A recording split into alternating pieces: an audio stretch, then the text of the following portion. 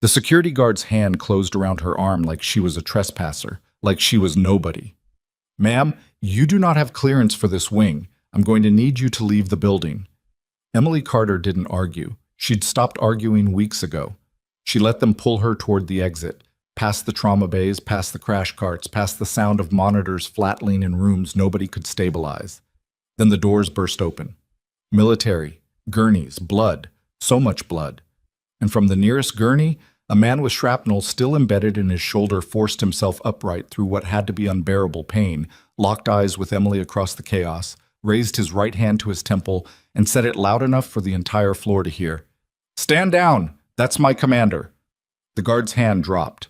The room went absolutely still. Nobody in that hospital, not the chief of surgery, not the security director, not a single administrator, had any idea what was about to happen next. If this story already has you leaning forward, follow along and stay until the end. Like this video, and drop the name of your city in the comments. I want to see exactly how far this story has traveled. The badge had been sitting in Emily Carter's chest pocket for 11 months, which was longer than she'd expected to last. She wasn't naive about that. She knew what she was walking into when she took the ICU position at Ravencrest Medical Center, a level 1 trauma center with a reputation built on prestige and a culture built on hierarchy. She'd read the staff reviews. She'd talked to a travel nurse who'd done a rotation there and described the place as a great hospital if you enjoy being invisible. Emily figured she could handle invisible. She'd operated invisible before, in conditions that made a difficult hospital administrator look like a minor inconvenience. What she hadn't fully calculated was Victor Kane. Kane ran hospital security the way a man who'd failed at everything more serious runs the only power he'd ever had, thoroughly and without mercy. He was 52, broad across the shoulders in the way that used to mean something, and he wore his director's badge on a lanyard instead of clipped to his chest, which Emily had noticed on day one and filed away as the kind of detail that told you everything. He'd introduced himself to her during orientation by telling her, without being asked, that the nurses at Ravencrest had a tendency to get ideas above their station, and that he took it as a personal professional responsibility to correct that tendency. She'd smiled and thanked him for the welcome. He hadn't liked that. The first 3 months were manageable. She worked nights, mostly, which kept their contact limited. She learned the unit's rhythms, calibrated herself to the equipment, built quiet alliances with the other ICU nurses the way she'd always built alliances. Not through charm, but through showing up and being useful. When Diane Merritt, the charge nurse who'd been at Ravencrest for 19 years, needed help restabilizing a post-cardiac patient at 3 a.m. because the attending was tied up in surgery, Emily was already pulling the medication before Diane finished the sentence. Diane didn't say much. She just looked at Emily with the particular expression of a person recalibrating an assessment, and after that they understood each other fine. The problem started in month 4 when Dr. Garrison Holt rotated into the trauma unit. Holt was the kind of surgeon who filled a room. Tall, loud, the recipient of 3 published papers, and a reputation he referenced often enough that it functioned less like a credential and more like a warning. He was good. Emily would give him that. His technical precision was real. But there was a gap, a particular and dangerous gap, between what Garrison Holt knew how to do in a controlled surgical environment and what he understood about patients in systemic crisis. He didn't always close that gap with caution. Sometimes he closed it with confidence, which was not the same thing. Emily first flagged it over a medication order.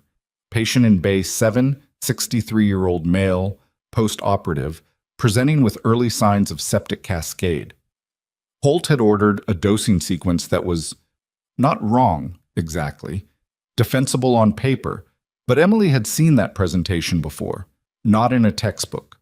In the field, in conditions where waiting for the defensible option meant you lost the patient before the defensible option finished working. She documented her concerns in the chart, flagged it to the charge nurse, and requested the order be reviewed. Holt reviewed it himself. He didn't change anything. He came to the nursing station afterward and stood at the counter and looked at her in the careful way of someone who had decided to be patient but wanted credit for the patience. "The order stands," he said. "I understand," Emily said. "I documented my concern." "Yes, I saw that." Then we're clear. He left. The patient stabilized eventually through a combination of the original order and 2 additional interventions Emily initiated under standing protocols when his pressure dropped at hour 6. She documented those too. Holt didn't come back to discuss it, but Kane did. She didn't know at first that Kane and Holt had an arrangement. She pieced it together gradually, the way you piece together anything that people are trying to keep you from seeing, through the accumulation of small observations that don't individually mean anything but start to form a shape.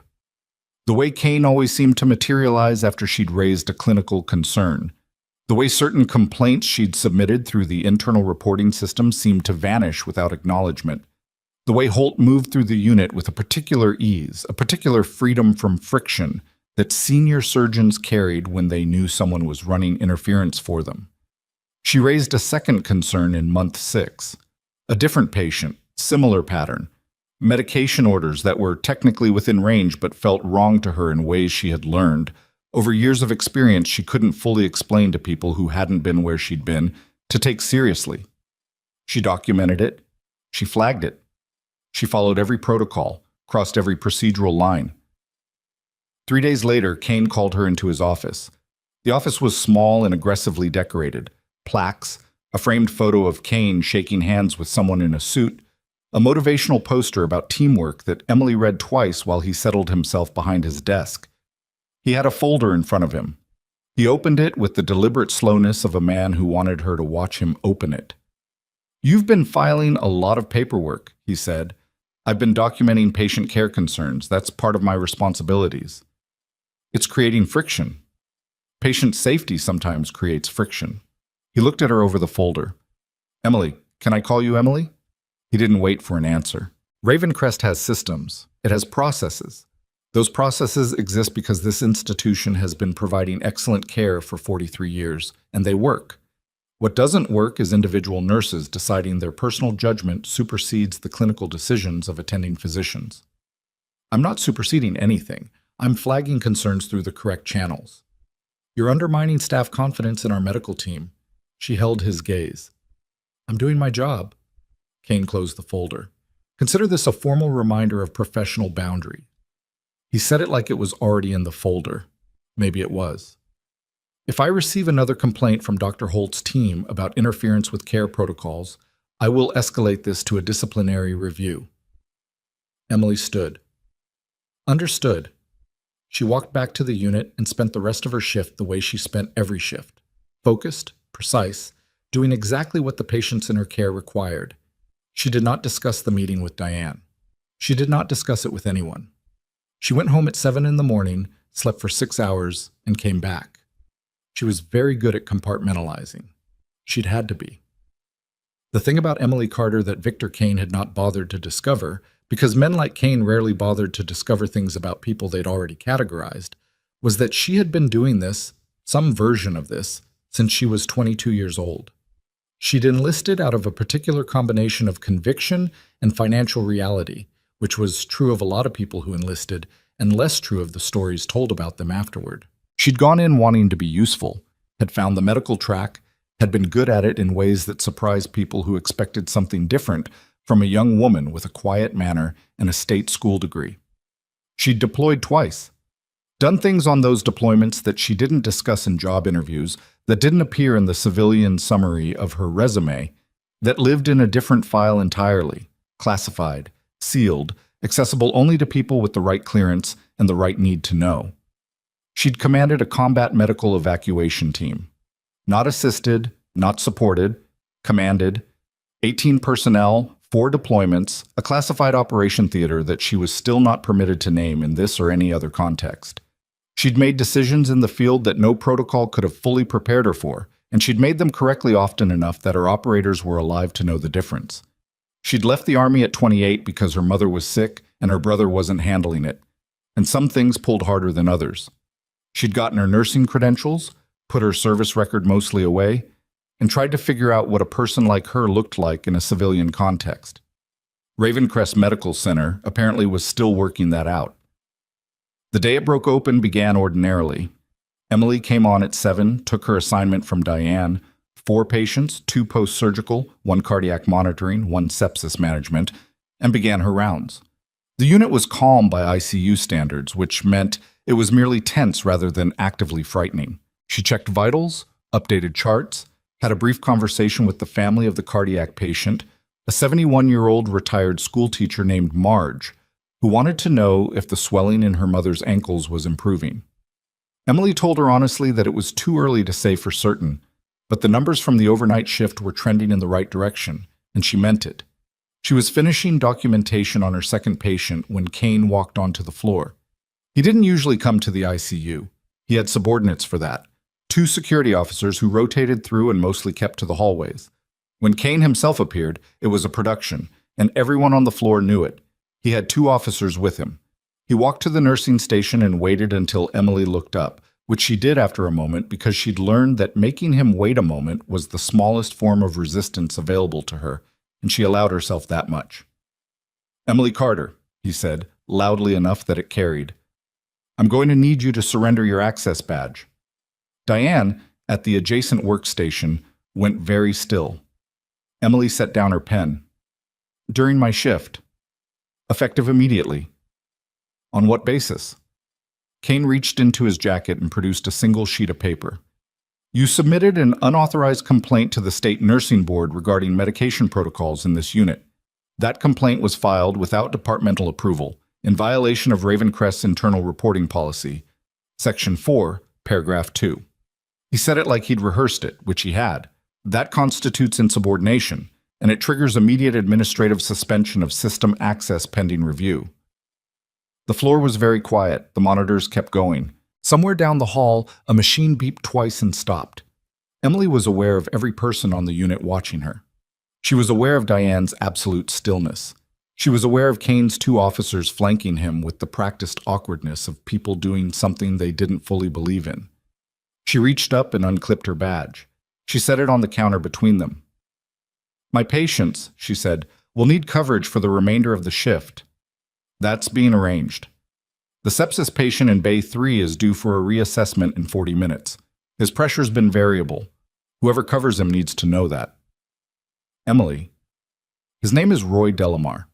He's 61 years old, he has a history of resistant organisms, and if his MAP drops below 65, you need a physician at the bedside immediately, not in 15 minutes. Immediately." She held Kane's eyes. "That's not a request. That's a clinical fact. Do with it what you want." Kane picked up the badge. He looked, for a fraction of a second, like a man who had expected more of a scene and wasn't sure what to do with the absence of one. "Security will escort you out." "I know the way."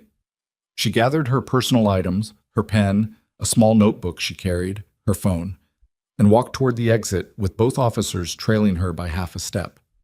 She didn't look back. She was very good at not looking back. She made it to the elevator, down to the main lobby, through the main doors and out into the November air, which was cold and flat and smelled like exhaust from the parking structure. She stood on the sidewalk for a moment and let the cold land on her face and breathed. Then she took out her phone and finished the email to the state nursing board that she'd been drafting for 8 days. She hit send. She put her phone away. She started walking toward her car. She had made it approximately 40 feet when she heard it, a sound she recognized before she could name it. The low throb of heavy vehicles. Multiple, moving fast. The particular acoustic signature of convoy movement that bypassed the civilian instinct to identify it as ordinary traffic and landed somewhere older in her, somewhere operational. She stopped. 3 military vehicles came around the corner of the hospital's emergency access road at a speed that was not protocol standard. Black, unmarked except for the unit markings she clocked automatically and then clocked again because they didn't quite add up to what they should have been for a standard medical transport. The convoy pulled hard into the emergency bay. Doors opened. Personnel in tactical gear moved with the controlled urgency of people managing something serious. Gurneys. Multiple gurneys.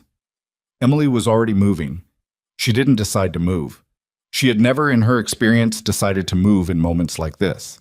The decision happened in some layer of her that was below language, below deliberation, in the same layer where she'd learned to read the sound of incoming and the weight of a man going into shock. Her legs moved. Her mind caught up. She came around the side of the ambulance bay in time to see the emergency doors open and the first gurney pushed through by 2 soldiers who were themselves bleeding. She assessed from 10 feet away, male, 40s, field dressing over the right torso, massive, the dressing saturated. She moved closer and got a look at his vitals display. The portable monitor one of the soldiers was carrying, and her jaw tightened. That man had been bleeding for longer than any of these people understood. The emergency department went into its standard chaos protocol. Trauma attending called overhead.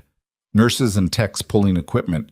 Dr. Holt's voice somewhere in the back, issuing instructions with the authority of a man who had processed a significant trauma case approximately twice in the past year under controlled conditions.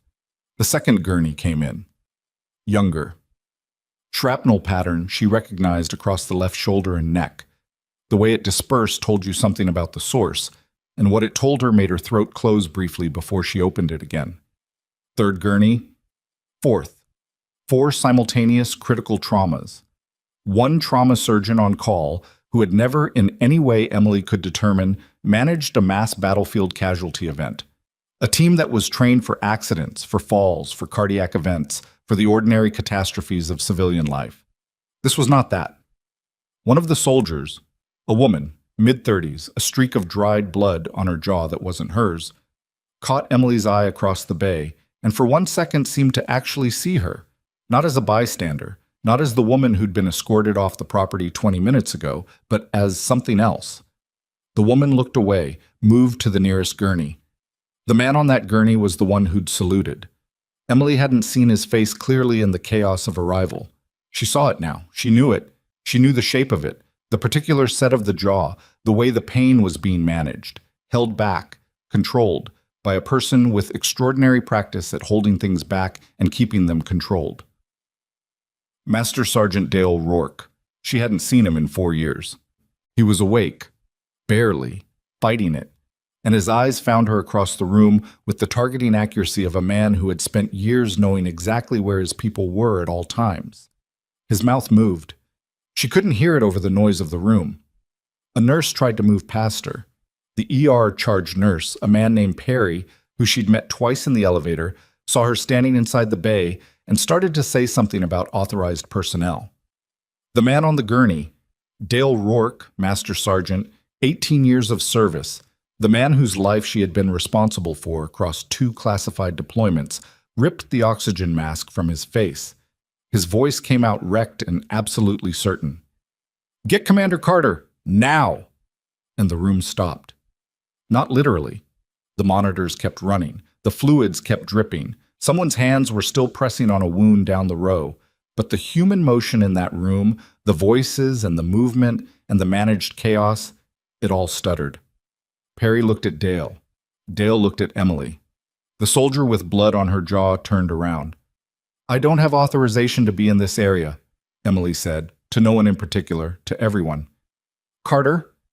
Dale's voice was lower now, the one he used when he was giving something that cost him. "I need you." She looked at the 4 gurneys. She looked at Holt, standing at the far end of the bay, trying to assess 2 patients at once, with the expression of a man beginning to understand the dimensions of something he was not equipped for. She looked at the door. Victor Kane was coming through it. He'd heard the convoy. Of course he had. He came through the main emergency entrance with one of his officers, and his face went through 3 distinct expressions in about 2 seconds. Surprise at the military presence, recognition when he saw Emily inside the bay, and then something that settled into the particular set of a man who has decided that rules are rules regardless of context. "Emily Carter," his voice cut across the room, "you are not authorized." "She's authorized," said the soldier with blood on her jaw. She said it the way someone says a thing that isn't a request. "Captain Yara Solis, 7th Support Battalion." "Who are you?" Kane stopped. He wasn't used to being asked that by someone who looked like they were about to answer the question themselves regardless. "I'm the director of hospital security, and this woman has been suspended." "This woman," said Dale Rourke from the gurney, with an effort that was visible from across the room, commanded our combat medical evacuation team through 3 classified operations. You want to argue her credentials? You can do it with my unit commander. He paused, breathing through it. After she saves my people. The room was very still. Emily was already at the nearest gurney. She didn't announce herself. She didn't ask permission. She put her hands on the patient, the first one, torso wound, the one who'd been bleeding too long, and began her assessment with the focused efficiency of someone for whom this was not a new language but a first language, the one she'd learned before the other ones, the one that didn't require translation. His pressure? She said to the nearest nurse, who gave her the number. She processed it. Who ordered the current fluid protocol? Dr. Holt. Change it. Permissive hypotension, target MAP60 until we can get him to a table. Call ahead to surgery. She moved her hands. He's got a tension component building on the right side. Someone get me a large bore needle, 14 gauge. You can't just, Perry started. She can, said Captain Solis from directly behind him. And you're going to help her. Emily was aware, in the peripheral way she was always aware of things she wasn't directly looking at, that Victor Kane had not left the room. He was standing near the door. He was watching. He had taken out his phone. She was also aware that Dale Rourke's eyes hadn't left her, and that his blood pressure was dropping, and that she had approximately 11 minutes to prevent that from becoming a problem that no amount of authority or argument would solve. She moved to his gurney. The shrapnel pattern across his shoulder. She'd been right. She'd known what it was the moment she saw the dispersal. She'd seen that specific pattern before on a mountainside, in a context she was still not at liberty to name, on a different soldier who had not survived it because she hadn't been there early enough. She was here now. Dale, she said, quiet, for him alone. Look at me.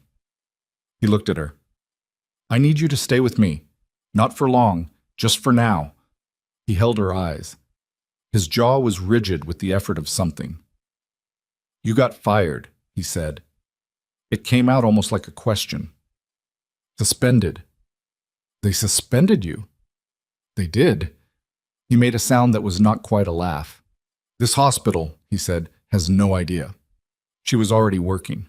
Her hands were already doing what they knew how to do, what they had been trained and tested and proven to do in conditions that Garrison Holt had never encountered and Victor Kane could not imagine. Around her, the trauma bay was reorganizing itself, not because anyone had called a meeting or issued a directive, but because competence in a crisis has its own gravity, and the people in that room who were good at their jobs were beginning to understand what they were watching. Perry handed her the 14 gauge without being asked a second time. One of the ER nurses, young, maybe 2 years out of school, someone whose name Emily hadn't learned, moved to the second gurney and looked at Emily across the bay with an expression that was part terror and part something else entirely. Tell me what you need, the nurse said. Emily looked at her, took 1 second to calibrate. What's your name? Brianna. Brianna, go to that patient, his left arm. Find me a vein on the median cubital, not the cephalic, the median. You're going to run 2 large bore IVs simultaneously. Can you do that? Yes. Then go. Brianna went. Holt had moved to the edge of the bay. He was watching Emily now with an expression she had learned in her experience to recognize. The expression of a person watching someone do something they know they should be doing, but cannot, in this moment, figure out how to begin. The third patient, Emily said to him. Blast injury to the lower extremities, that's yours. I need you at that table. Holt didn't move for 1 second. 2. Dr. Holt. She didn't raise her voice. That man is your patient. He needs you right now. He moved. The trauma bay became something else in the minutes that followed. It didn't become orderly. It was never going to be orderly. There was too much happening, too many variables, too many moments where the right call wasn't obvious and had to be made anyway. But it became functional in the specific way that functional looks in a mass casualty event. Everyone doing exactly what they were capable of doing, directed toward the same end, without wasting time on anything that didn't serve that end. Emily moved between the gurneys. She called orders, she adjusted protocols, she put her hands on patients in the way of someone who had learned that touch communicates information that monitors cannot capture. She corrected a fluid calculation that would have dropped the first patient's pressure below salvageable levels. She identified a secondary injury on the fourth gurney, a blast concussion with early intracranial pressure signs that hadn't been flagged in the intake, and she called neurology herself from across the bay, using a desk phone she reached for without breaking stride. Victor Kane had not left. She was aware of him, watching. She was aware that his phone was still in his hand. She was aware, in a way she hadn't been 30 minutes ago when she was walking to her car, that the email she'd sent to the nursing board was now part of a record that existed outside this building, outside Kane's ability to manage or suppress, in a system that had already received it and generated an automatic acknowledgement that was sitting in her personal email. She thought about that for approximately 1 second, then went back to Dale. His pressure was stabilizing. Not where she wanted it, but moving in the right direction, which was the most important direction. "Still with me?" she asked. "Still with you," he said. Behind her, through the doors that led from the bay into the main emergency corridor, she could hear voices. More voices than standard evening operations produced. Personnel. Someone speaking with the clipped authority of military command. Someone else responding. The convoy had brought more than the wounded. She filed that information. She would need it later. Right now she needed Dale Rourke's pressure to hold, and Brianna to maintain those IVs, and Holt to not panic at the table where he was working, and for the 4 people who had been brought into this hospital by the soldiers who'd carried them to live through the next hour. That was enough to manage for now. The door at the back of the bay opened. 3 people entered, none of them in hospital scrubs or white coats. 2 in military uniform, officers, high-ranking, the kind of rank that generated a particular atmospheric change in a room. 1 in a civilian suit that was expensive in the way of government expensive, which was different from privately expensive and easy to distinguish once you knew what you were looking at. All 3 of them looked at Emily Carter first. Then they looked at Victor Kane, who was standing near the wall with his phone in his hand. The man in the suit reached into his jacket and produced credentials that he opened and held at chest level, long enough for Kane to read them. Emily couldn't read them from where she was. She didn't need to. She'd seen that credential wallet before, the specific shape of it, the specific color. Kane's phone went into his pocket. "Sir," said Kane reflexively to the man in the suit, "I can explain the situation." "I'm sure you can," said the man. He looked at the gurneys. He looked at Emily's hands on Dale Rourke's IV line. "But not right now."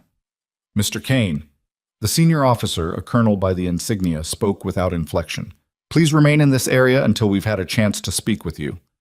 Kane stood very still. Emily finished her adjustment and stepped back from the gurney. Dale's pressure had moved up 4 points. Not enough, but moving. She needed him to surgery within the next 30 minutes for the definitive repair, and she turned to find the trauma attending, the one who'd been called overhead, who'd arrived 7 minutes after the convoy and had spent those 7 minutes trying to parse what he'd walked into. And she told him exactly that, and exactly what she needed, and exactly what she'd done so far. He listened. He asked one clarifying question. He went to arrange the OR. Emily stood in the center of the bay for a moment. One moment, just one, with the sounds of the monitors and the voices and the particular weight of the room pressing against her from all sides. Then Brianna called her name from across the bay, and she went. The night was not over. It was barely beginning. And Victor Kane, standing against the wall with his phone in his pocket and the colonel's eyes on him, had just begun to understand what kind of night it was going to be. The IV bag was running low, and nobody had noticed except Emily. She crossed to the supply rack herself, pulled a replacement, and had it swapped before the alarm on the pole finished its first cycle. Brianna, who was developing, in real time, the particular 1,000-yard focus of a nurse finding out what she was capable of under pressure, caught the motion from the next gurney and gave a small nod, the kind that didn't mean anything sentimental, just acknowledged, seen, noted, continuing. That was enough. The OR had taken this first patient, the torso wound, the one who'd been bleeding longest, 11 minutes after Emily flagged him as the priority. She'd been right about the timeline. She was usually right about timelines in the way that people who have made catastrophic errors about timelines become right, carefully, obsessively, without celebrating it. The surgeon who'd taken him up was someone she hadn't worked with before, a woman named Dr. Fassett, who'd arrived from home still pulling her hair back and had listened to Emily's handoff with the focused silence of a person extracting exactly what she needed and nothing else. No friction, no territory, just the work. That left 3. Dale was stable enough for the moment. His pressure had moved up another 3 points and was holding, which was not good but was sustainable, which in the current context was what mattered. The 4th patient, the one with the intracranial pressure concern, had been collected by the neurology team and was en route to imaging. The 3rd was Holt's, and Holt was, she checked from across the bay, assessed his posture, the angle of his hands, the particular way he was standing, holding together. Barely, but holding. She had not been officially reinstated. Her badge was still on Kane's person. Technically, she was still suspended, still unauthorized, still the nurse who'd been walked off the property 53 minutes ago. Nobody in the trauma bay was currently interested in that technicality, but the technicality existed, and she was aware of it the way you're aware of a fracture that hasn't started hurting yet. The man in the suit had not come back into the bay. He and the colonel had taken Kane into the corridor shortly after the OR transport, and what was happening in that corridor was not visible from where Emily stood, but it was loud enough, periodically, that she caught fragments. A raised voice that was Kane's, then silence, then a different voice, measured and flat, the kind of flat that meant the speaker was done negotiating. Captain Yara Solis had positioned herself near the bay entrance with her arms crossed, and the expression of someone who had decided the exit was her responsibility. She wasn't blocking anyone. She didn't need to. Her posture accomplished it. "Carter," she said when Emily passed near her between patients. "You doing okay?" "Working," Emily said, which was not an answer to the question, but was the truest available thing. Solis accepted that. "Rourke flagged you 6 months ago," she said, quieter. "Filed a report with the battalion medical officer. Said if anything went lateral in the field, you were the name he'd call." Emily didn't look up from the chart she was reviewing. "Dale talks too much." "He said you'd say that." "Then he should have kept it to himself." She wasn't being dismissive. She genuinely, in the operational sense, believed that drawing attention to yourself before you needed to was how you created problems you didn't have time to solve.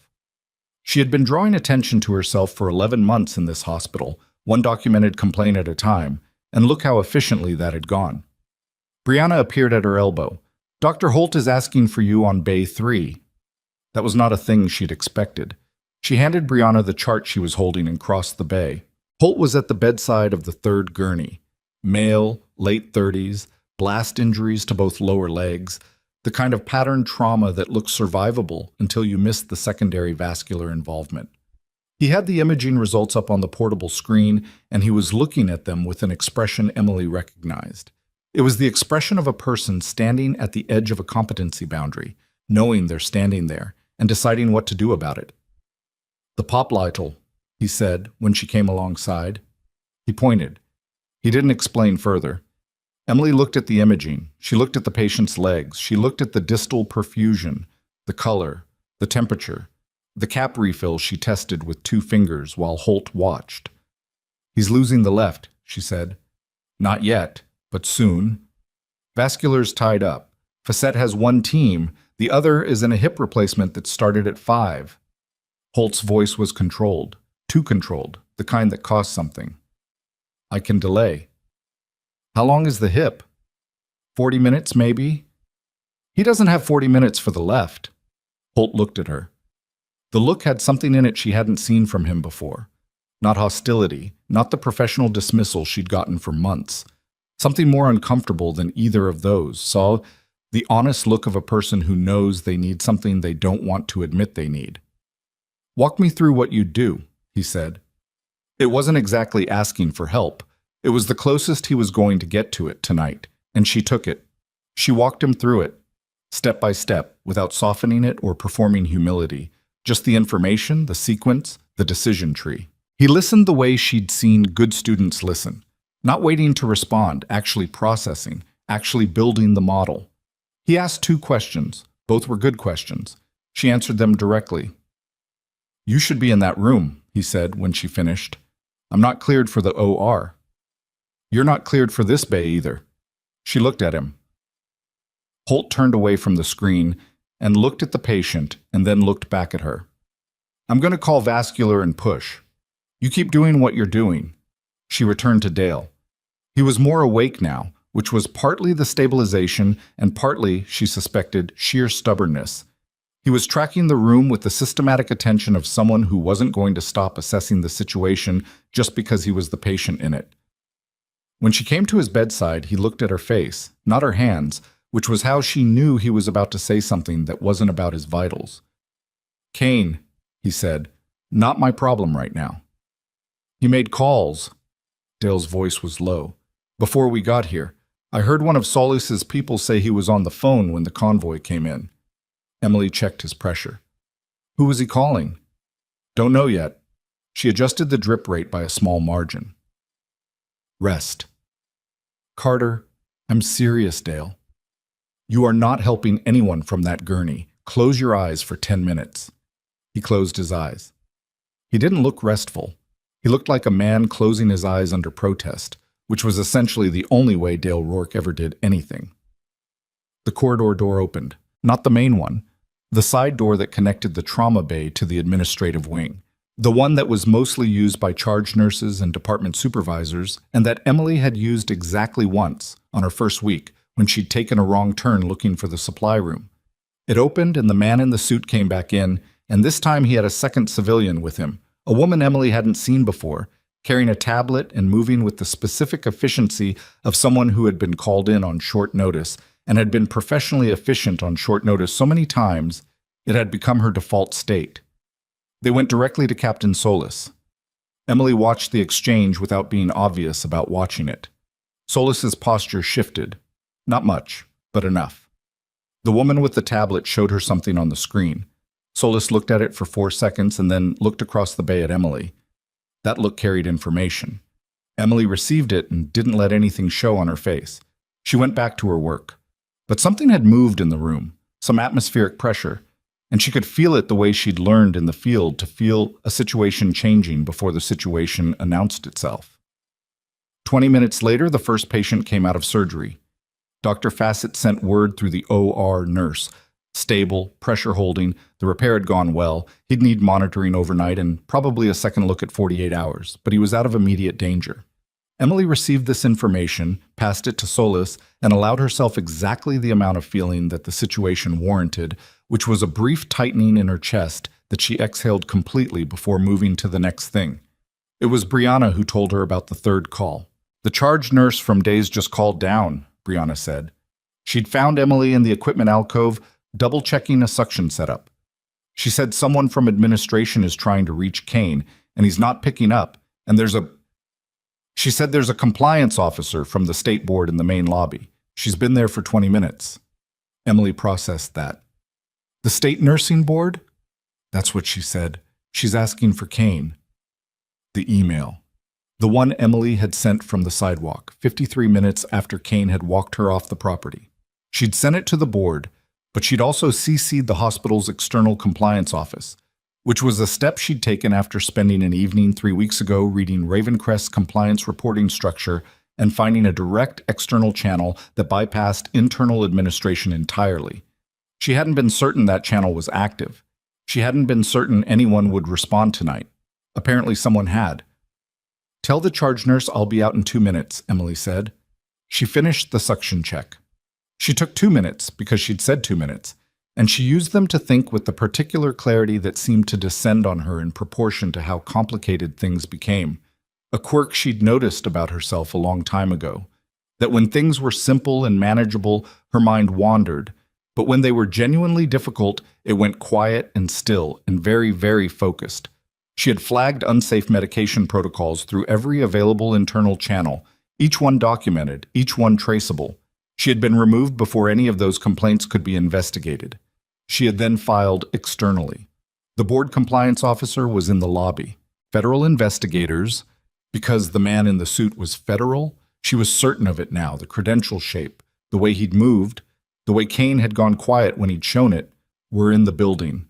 And 4 injured operators, brought in by a military convoy, had just confirmed in front of a room full of witnesses that she had the clinical authority and the command experience that Ravencrest's administration had spent 11 months pretending she didn't have.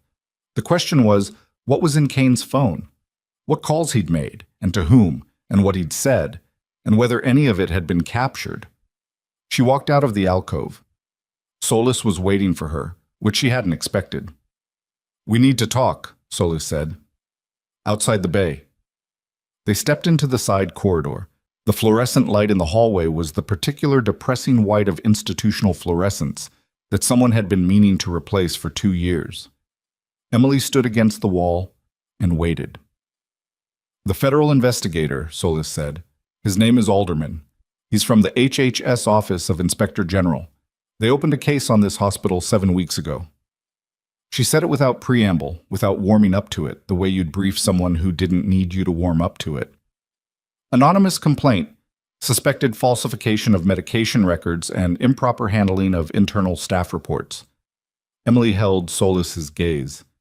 7 weeks ago. Before tonight, before all of this. Solus glanced toward the bay doors. "Whatever you filed, it wasn't the start of this investigation. You weren't the first person who noticed." Emily thought about that. About Roy Delamar in Bay 7. About the sepsis patient she'd flagged in month 6, whose chart had been altered.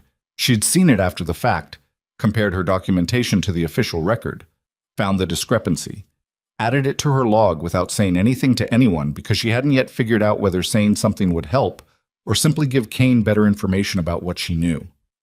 "The records," Emily said. "Holt's orders. Alderman has copies, going back 14 months. Solus watched her.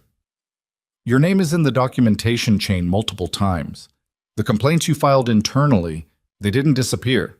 They were suppressed. Kane held them. But the suppression itself created a paper trail that Alderman's team has been building on." Emily was quiet for a moment. The corridor hummed with the ambient sounds of a hospital. Distant intercoms, wheel noise, the low mechanical breath of ventilation systems. "Why are you telling me this?" "Because Alderman wants to speak with you. Tonight. And I wanted you to know what you were walking into before you walked into it." Solus paused. "Dale would want me to tell you."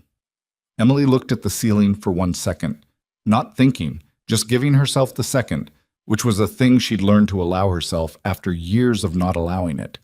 "Is he actually going to sleep?" "Absolutely not." "Tell him I'll check in before they move him." She went back into the bay. The next hour was the specific kind of relentless that you only know if you've lived it. Tasks that each required complete attention, stacked without pause. No moment between them long enough to think about anything other than the immediate thing.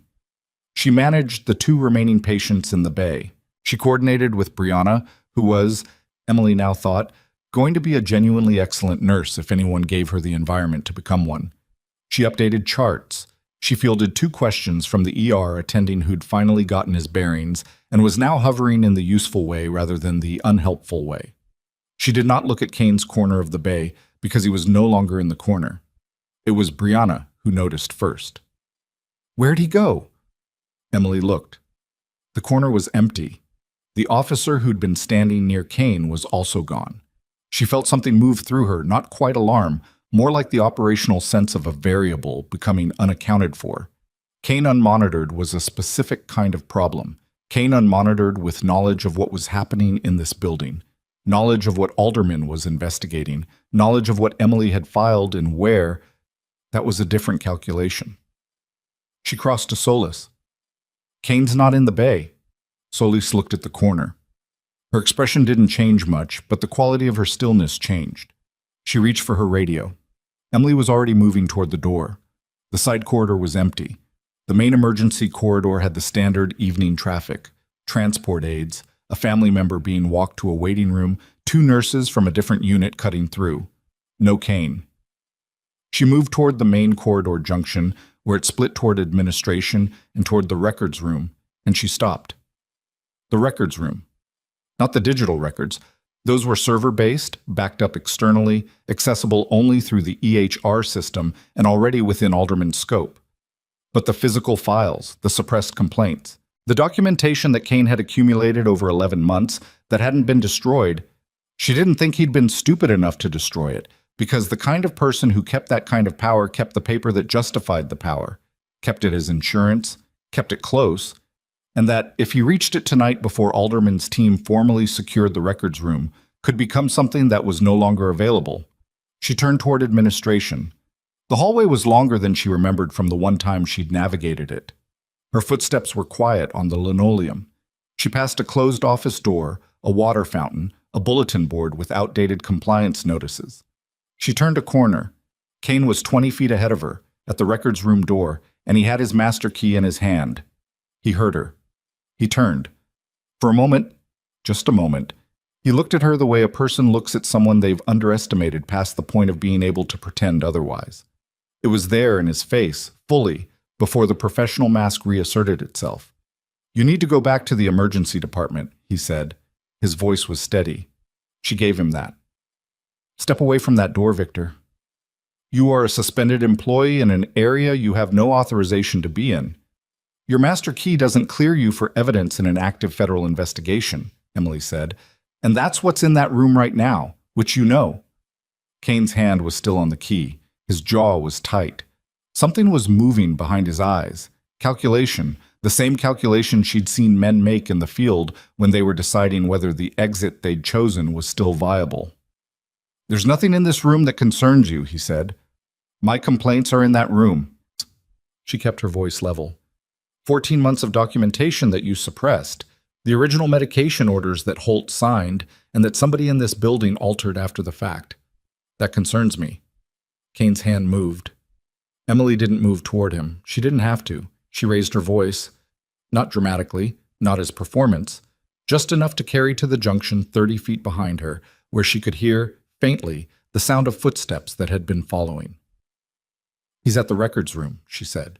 Alderman came around the corner at a pace that was controlled and very fast, and behind him, 2 steps back, was a hospital security officer Emily had never seen before. Not one of Kane's people. An outside contractor, or a federal detail. She couldn't tell which and didn't need to. Kane's hand came off the key. He didn't say anything.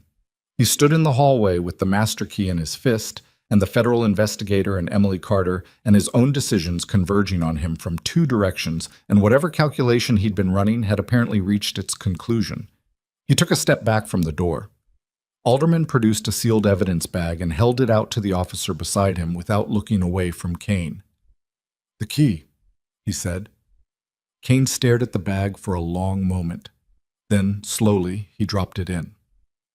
Emily stood in the hallway and watched Victor Kane's hands come away from the last thing he had been trying to hold on to, and she thought, with the particular flatness of someone who had been angry for a long time and was now something past anger, that she had spent 11 months being patient, and that patience had never felt like a strategy. It had just been the only move available to someone without the authority to do anything else. She still didn't have her badge, but the records room was intact. An alderman's seal was on the door, and Kane was standing in the hallway with his hands empty. She turned back toward the trauma bay without waiting to see what happened next. Dale's pressure needed checking. Brianna needed a break she wasn't going to take without being told to. And somewhere in the building, the state nursing board's compliance officer was still in the lobby, still waiting, still holding a tablet with Emily's email on it. Tonight was not finished. It was nowhere near finished. But when Emily rounded the corner back toward the emergency wing, she almost walked directly into Garrison Holt, who was standing in the corridor outside the trauma bay with his white coat and his crossed arms and the specific expression of a person who has decided to say something they've been deciding not to say for a long time. "I need to tell you something," Holt said, and his voice had lost the thing it usually carried, the professional weight, the accumulated authority. He just sounded tired. "About the records." Emily stopped. "I didn't alter them," he said. "I need you to know that. I signed the orders, the originals. What happened to those orders after they left my hand? I didn't know. Not until recently." She looked at him carefully. "How recently?" He met her eyes. "Recently enough that I should have said something sooner." The corridor hummed. Somewhere in the building, a door opened and then closed. Emily stood in the hallway with Garrison Holt, and the weight of everything he'd just implied pressing against the moment, like something that had been waiting a long time to get through.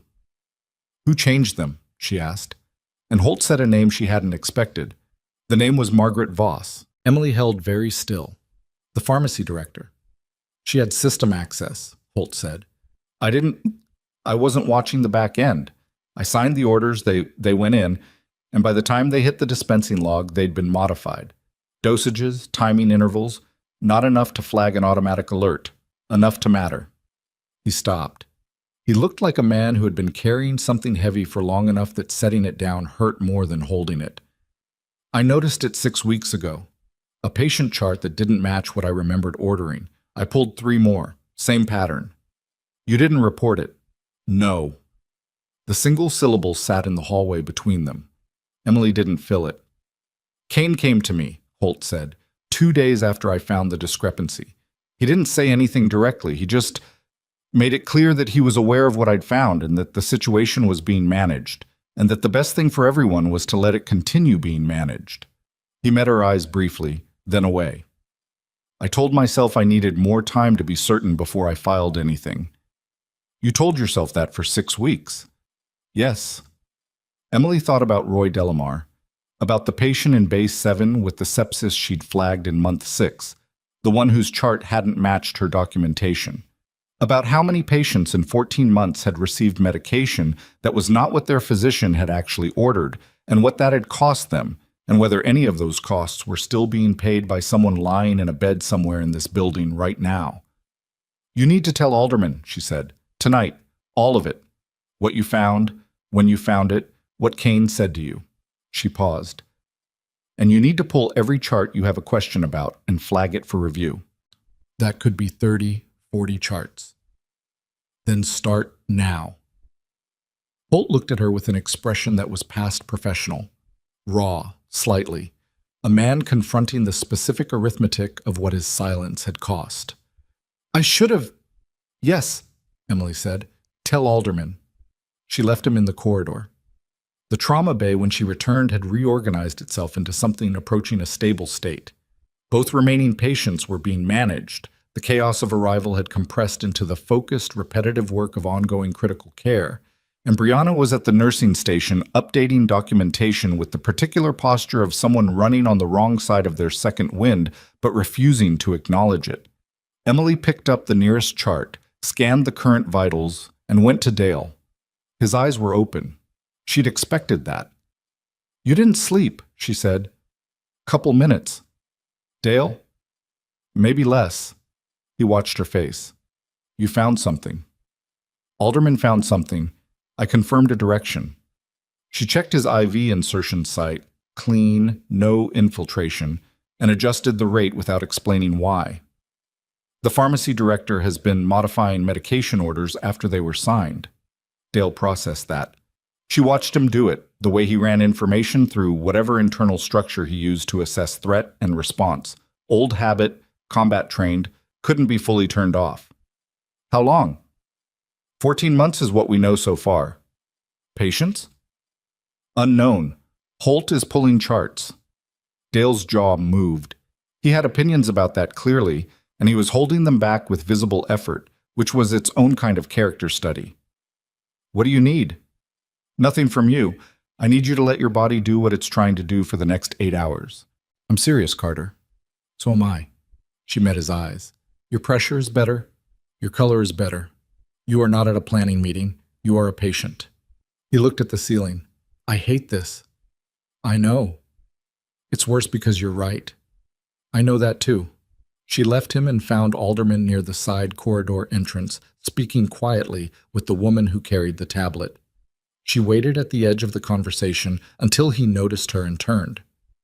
Holt is going to contact you, she said. Tonight, within the hour. He has information about the records modification and about Kane's involvement in suppressing it. You should hear it directly from him. Alderman's expression was the studied neutrality of someone who had trained themselves to receive information without reacting to it in ways that contaminated what came next. Thank you. There's something else. She kept her voice level. Margaret Voss, your investigation, does it include the pharmacy? A fractional shift. Nothing she could have described precisely, but it was there. What do you know about the pharmacy director? I know who changed the orders. She said it simply, without drama, the way she'd always delivered operational intelligence. Quickly, clearly, without editorializing. You should add her to whatever you're doing tonight before someone tells her to stop being available. Alderman held her gaze for 3 seconds. Then he turned to the woman with the tablet and said 2 words Emily couldn't fully hear, and the woman was already moving. Emily went back to work. The next 90 minutes were the kind of sustained pressure that revealed things about people. Not what they said about themselves, not what their credentials claimed, but what they actually did when the task in front of them was harder than the one they'd prepared for. Brianna revealed that she had better peripheral IV skills than half the nurses Emily had worked with at twice her experience level, and that she would cry silently while doing a procedure and not let it affect the procedure, which was not nothing. Perry, the ER charge nurse who'd initially tried to remove Emily from the bay, revealed that once he'd accepted the situation, he was a competent and organized collaborator who communicated clearly and didn't repeat himself. The trauma attending, Dr. Marcus Webb, she'd finally gotten his name, revealed that he was not a hero, was not going to pretend to be, and was entirely willing to say, "I don't know, what would you do?" in a direct enough way that it functioned as genuine consultation rather than deflection. Holt revealed that when he decided to do something, he did it completely. He came back through the bay 40 minutes later, white coat gone, in scrubs now, with a printed list and a tight expression. He went directly to the nursing station, logged into the EHR system, and began pulling charts with the focused speed of someone who had decided the only way through was through. He didn't speak to Emily. He didn't need to. She saw what he was doing, and she updated her own documentation accordingly, cross-referencing her nursing notes against the charts he was flagging, building the comparative record that would let Alderman's team see exactly where the divergences occurred and what they'd cost. It was slow, methodical work, the kind that felt like nothing was happening and was actually the entire mechanism by which things happened. Margaret Voss was located at 11:14 p.m. Emily didn't know this immediately. She found out through Captain Solis, who had a communication line Emily wasn't privy to and who relayed information with the efficiency of someone accustomed to operating in information environments where what you said and how fast you said it had direct consequences.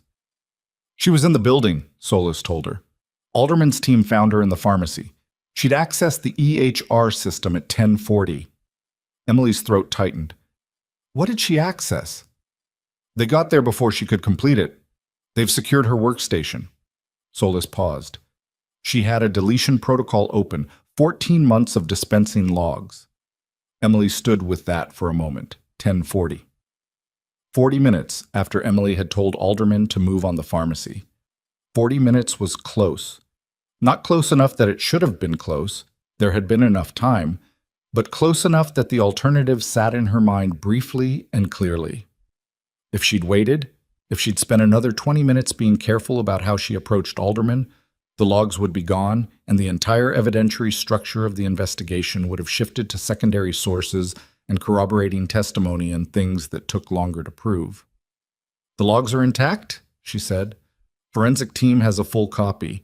They've been building a shadow archive for 6 weeks anyway, so even if she'd completed the deletion. Solis paused. Alderman was going to get there eventually. Tonight just accelerated everything. Emily nodded. She had been part of that acceleration, deliberately, and she held that without apology. Some things needed to happen faster than institutions moved on their own. She went back to Dale. He had finally, genuinely slept. 20 minutes, she estimated from the change in his breathing and the slight relaxation of the muscles around his jaw that she would not have been able to read without having known him in contexts where sleep was a tactical resource managed like ammunition. She didn't wake him. She checked his vitals from the monitor, noted them, adjusted the head of his bed by 5 degrees, and moved on.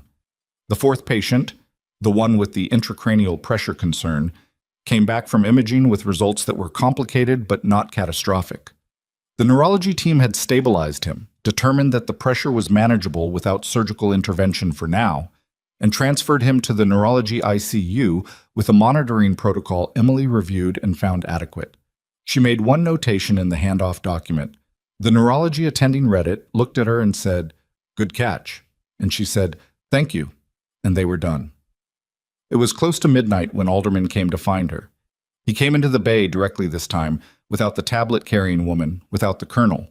Just him, in his government-expensive suit, with a fatigue around his eyes that he was managing the way career officials managed fatigue, through structure and forward motion, not through actually addressing it. "Can we talk now?" he said. She looked at the bay. Brianna was managing. Webb was at the station. Everything was, for the next 20 minutes, stable. "Yes," she said. He led her to the family consultation room off the main corridor. Small, neutral-colored, the kind of room designed to hold difficult news without adding to it. He sat. She sat. He opened a folder, which was apparently what federal investigators did in the same way that Kane had opened a folder, though the purposes were entirely different. "I want to walk you through what we have," he said, "and I want you to tell me where your direct knowledge intersects with the record." "All right."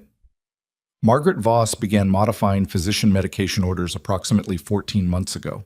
The modifications were targeted, not random, not widespread. Specific drug classes, specific patient profiles. The pattern suggests she was routing the difference between what was ordered and what was dispensed to an external account structure we're still unraveling. He said it the way he said everything, factually and without performance. "The financial investigation is separate from what I'm handling tonight. My focus is patient safety and the suppression of internal reporting." "Kane," Emily said. Kane was aware of the modification scheme. "We believe he became aware of it approximately 10 months ago and made a decision to protect it rather than report it." Alderman looked at her steadily. "Your complaints were the variable he couldn't fully manage. You documented things correctly, the right channels, the right specificity. He suppressed the internal submissions, but the documentation itself, the substance of what you'd observed, was enough that if any of it got to an external reviewer, the investigation would accelerate. So he escalated against me. Systematically, the badge suspension was the most visible action, but he'd been building a file on you for months, framing a pattern of insubordination, unauthorized conduct, friction with medical staff." Alderman's voice didn't change cadence. "If tonight hadn't happened, the convoy, the military personnel, your clinical intervention on record in front of a room full of witnesses, it's possible his narrative about you would have had legs." Emily thought about that. About 11 months of doing everything correctly and having it used as evidence of doing things wrong.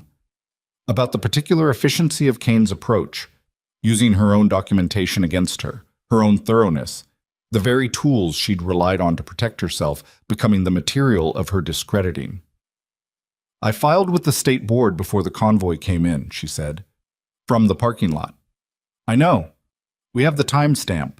It precedes the military arrival by 47 minutes.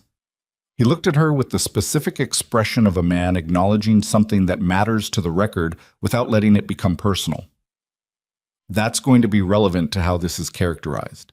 She understood what he meant, that she had not been vindicated by the operator's arrival, that the arrival had been consequential but not the source.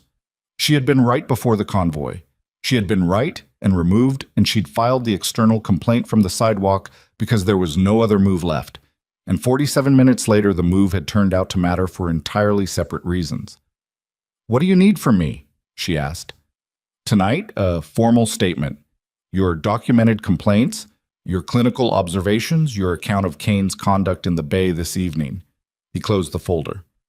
"There will be more. Investigators from the state board, probably a formal deposition process. This is going to take months to work through completely. I know how investigations work." He looked at her for a moment with something that wasn't quite curiosity, more like the involuntary recalibration of a person realizing they've been operating on incomplete information. "Your service record," he said. "The colonel briefed me." He left a slight pause. "Ravencrest's administration cleared you for an ICU nursing position." "That was the position I applied for." "Right." He said it in a way that suggested he found the gap between what she'd been and how she'd been classified either remarkable or instructive or both, and he was professional enough not to say so directly. Emily didn't feel the need to explain herself. She hadn't explained herself to Kane either, which in retrospect had probably made his narrative easier to build. A woman who didn't defend herself against dismissal looked, from certain angles, like a woman who accepted dismissal as accurate. She hadn't accepted it.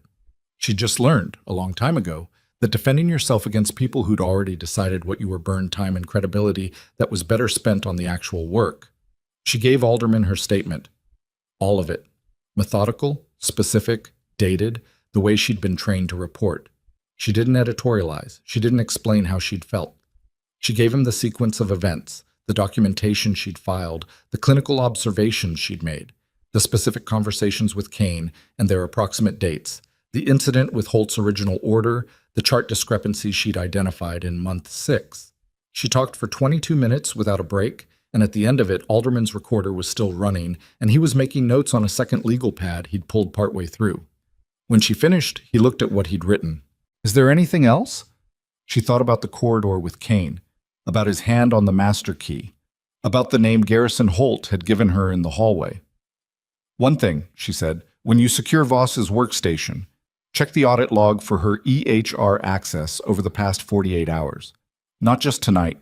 The 48 hours before Kane made calls. If Kane warned her that the situation was developing, she may have staged deletions across multiple sessions, so tonight's access looked routine. Alderman looked at her with the same expression the neurology attending had used earlier. Good catch. She returned to the bay. Dale was awake again. He tracked her the moment she came through the door, the same targeting reflex as before. Alderman, he said. Statement's done. And? She pulled a chair to his bedside, which she didn't usually do. She managed patients from standing, from moving, from the perpetual motion of someone with too many things to track. She sat because she was tired and because Dale would read something correct into it, and she didn't have the energy to perform fine. Voss, she said, 14 months. She was pulling money out of the dispensing difference. Kane was running cover. Dale's expression went through something. How many patients? Unknown. Holt's reviewing charts. Emily. He used her first name, which he didn't do often, which she registered. How many charts is he pulling? He said 30, 40. Dale was quiet. The monitors registered his steady, still recovering pulse. The room was quieter now than it had been 3 hours ago. The initial chaos had passed through into the long stillness of critical care, which was its own kind of relentless. The operator they put with us 3 months ago, Dale said. Training accident not related to tonight. He had a reaction to his post-op pain management. We thought it was an allergy. He spent 2 extra days in hospital care. He looked at Emily. He was at Ravencrest. She held his eyes. I don't have his chart.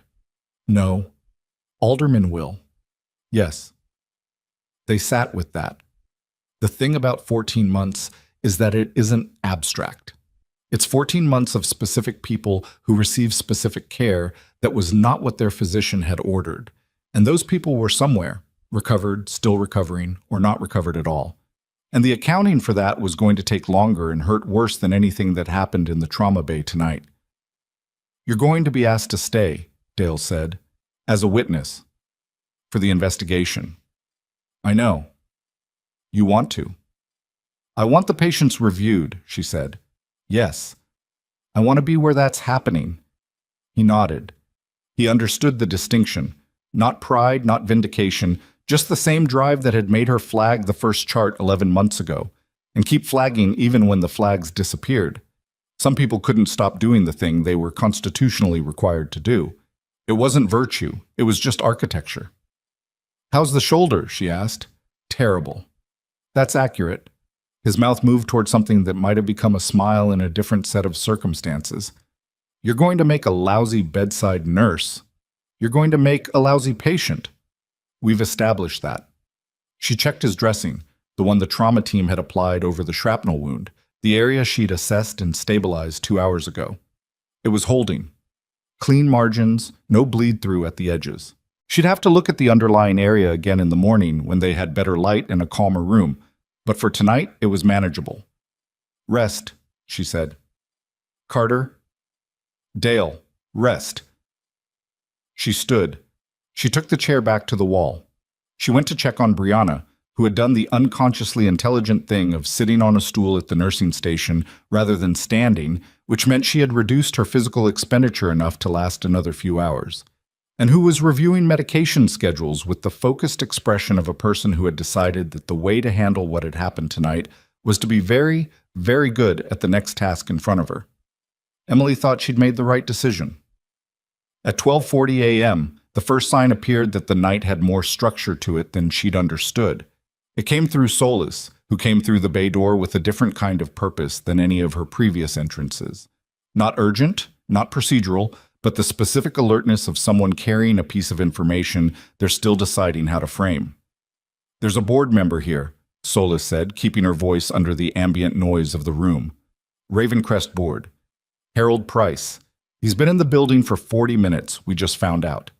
He came in through the administrative entrance while everything was happening in here." Emily turned from the chart she was reviewing. Invited or uninvited? Kane called him. Earlier tonight, before Alderman's people secured Kane's phone. Solis's jaw was set in a particular way. He came in and went straight to the executive suite. He's been on the phone with the hospital's legal team since he arrived. Emily considered the implications of that in the order they mattered. A board member who'd been called by Kane before the investigation formally closed, who'd had 40 minutes in an executive suite with legal counsel before anyone outside the administration had located him, was a board member who'd had 40 minutes to shape what the board's official position was going to be. That position would determine a lot of things, including what happened to Emily's employment status, which was currently suspended, which technically meant she was still performing clinical work in an active trauma scenario without institutional authorization, which was the kind of technicality that institutional legal counsel was very good at weaponizing. Does Alderman know? Telling him now. Is Price planning to come down here? That's what I don't know yet. Emily thought for 4 seconds, which was enough. If he comes to the bay, he comes to the bay. We're in the middle of patient care. That's the only conversation that matters tonight. Solis looked at her steadily. You understand that this board member has the authority to formalize your termination before Alderman's investigation concludes. Due process timelines don't move as fast as a board vote. I know. That doesn't concern you. It concerns me, Emily said. It's not the most pressing thing in the room. Solis held her gaze for a moment, then gave a small nod that was the military equivalent of acknowledged, respected, and slightly exasperated. She moved away. The next 30 minutes were unremarkable in the way that the eye of a building storm is unremarkable, technically calm, observably insufficient. It was at 1:15 a.m. that Holt came back through the bay. He had the printed list in his hand, updated now, longer than before. He found Emily at the medication cart, and he came directly to her with the expression of a man who has opened a door expecting one thing and found another. 43 charts, he said. Emily looked at the list. It was a physical document, handwritten updates beside printed entries, the kind of working document that existed because the person making it needed to see it in front of them to believe it was real. 43 patients across 14 months. Cardiac, post-surgical, sepsis management, pain management, a range of conditions, and a range of modifications that she began reading through with the deliberate attention of someone building a map. The dosage variances, she said. What's the range? 10 to 30% in most cases, enough to affect therapeutic outcome, not enough to trigger an immediate adverse event flag. Holt's voice was controlled, but barely. 2 patients, one in the fall, one in January, had complications I attributed at the time to their underlying conditions. Emily looked up from the list. I can't prove causation, he said. Not from the chart alone. That would require a full clinical review, retrospective analysis, probably external consultants. He paused. But the timing matches the modification pattern. You need to give this to Alderman. I know. He was already turned half away, the list gripped in both hands. I'm going. He stopped. Without turning back. Carter, I know this doesn't cover anything, but for what it's worth, we'll wait. You were right. Every time. You were right, and I didn't want to see it, and I let him use that. She didn't offer him absolution because she wasn't in the business of offering it, and it wasn't hers to give. The patients need a full review, she said. That's what matters now. He nodded once and left.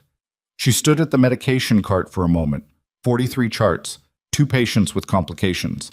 The weight of that settled on her the way weight settled.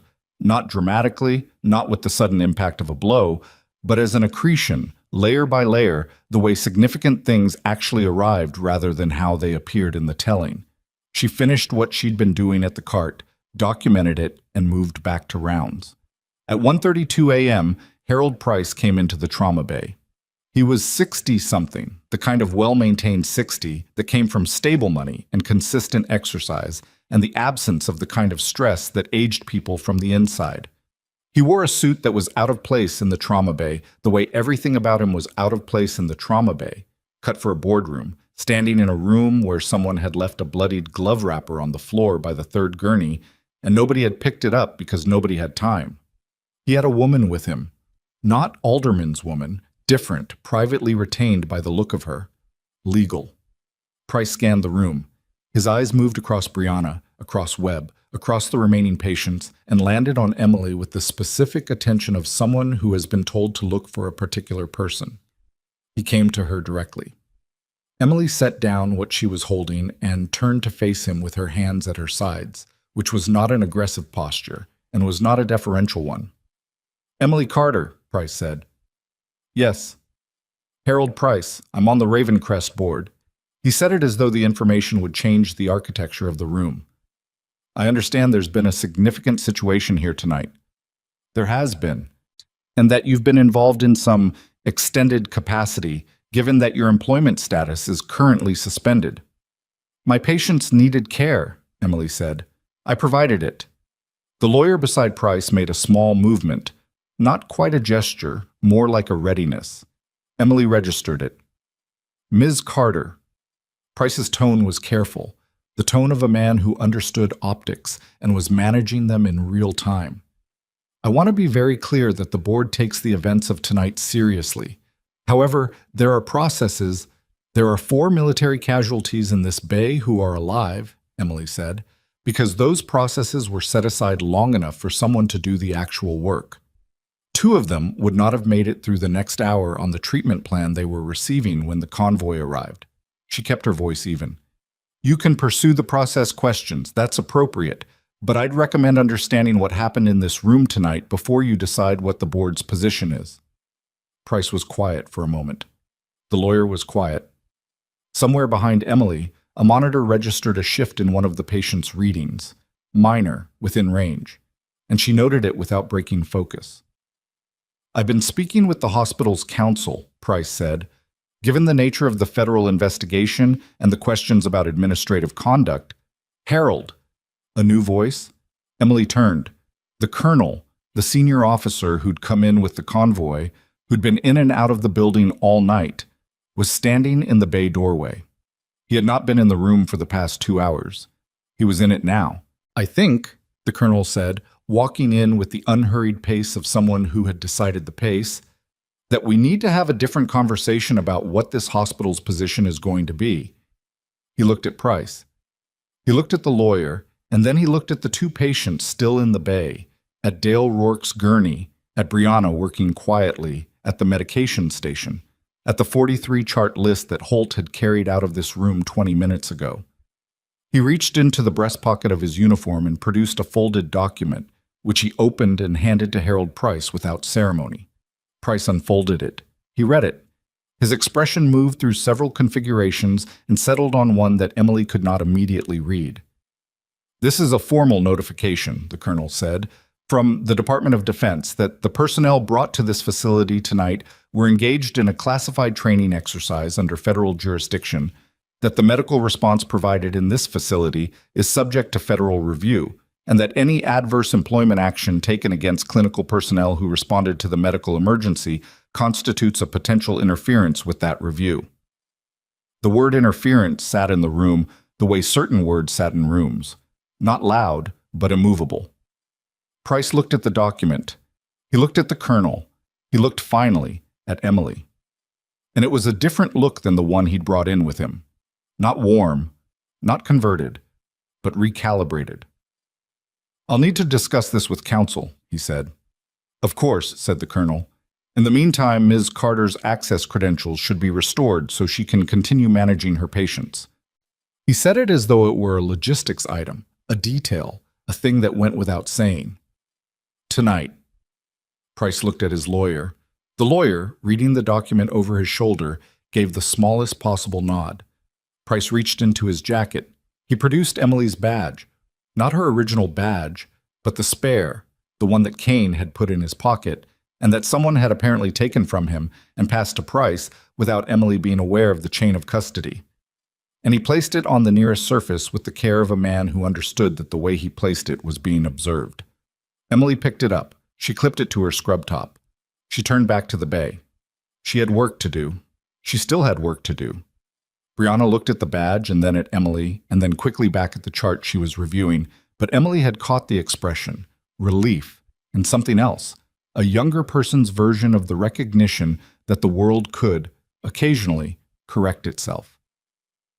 She was in the middle of reviewing Dale's updated chart when Solis appeared at her elbow for the third time that night, and the look on Solis's face this time was different from any of the previous ones.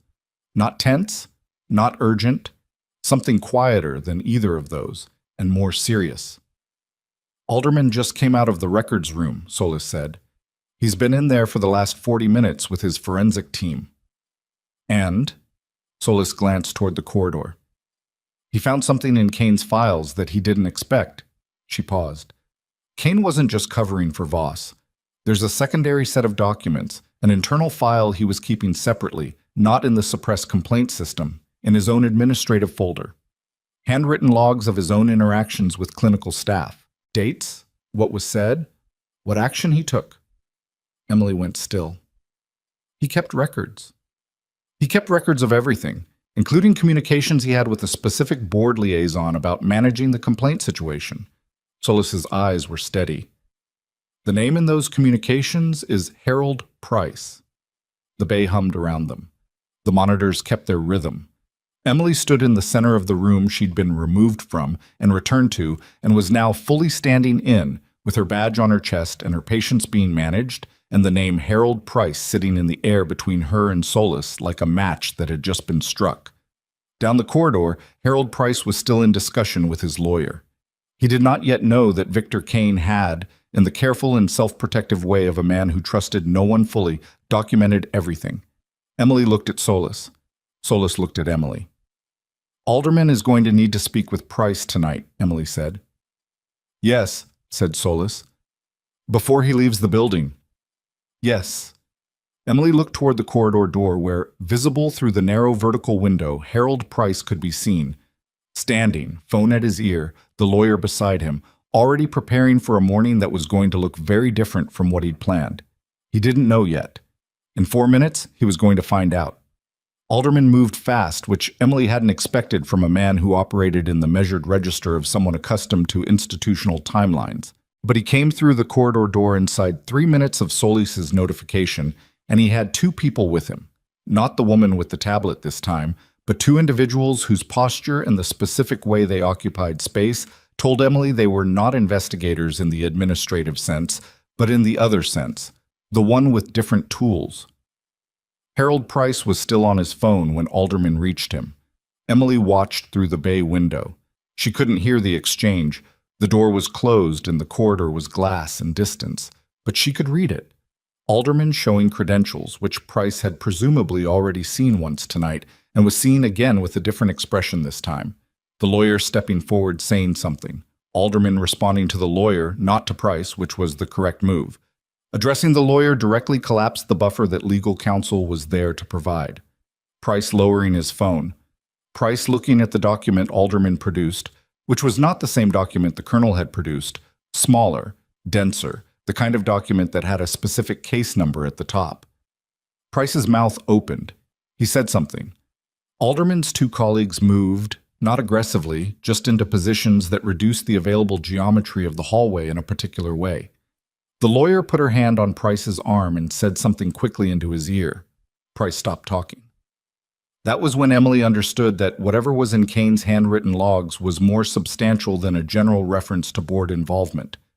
For Price's lawyer to visibly advise silence that fast, with that urgency, the logs had to contain something specific, dated, quoted, the kind of documentation that a man like Kane would create precisely because he understood that in any arrangement where one party had more official exposure than another, Having the other party's words in writing was the only real insurance. Kane had kept records of Harold Price telling him to manage Emily Carter. She turned from the window. She had patience. The window would resolve itself without her watching. It was Brianna who found her 20 minutes later. Brianna was holding a printout, and her face had the particular quality of someone who had processed something alone first and was now delivering it with the careful steadiness of a person who had decided to be careful and steady about it. "Dr. Holt asked me to give you this," she said. "He said you should see it before Alderman's team takes the physical file." Emily took the printout. It was a patient chart. Not one of the 43 flagged in Holt's review, or rather, it was in the flagged set, but it had been pulled and isolated, and the reason was visible on the second page where Holt had circled a name in the referring physician field. The patient was a 64-year-old woman named Clara Pitts. She had been admitted 11 months ago, the same month Emily had started at Ravencrest, for post-cardiac surgery monitoring. She had experienced a significant adverse medication event on day 4 of her hospitalization.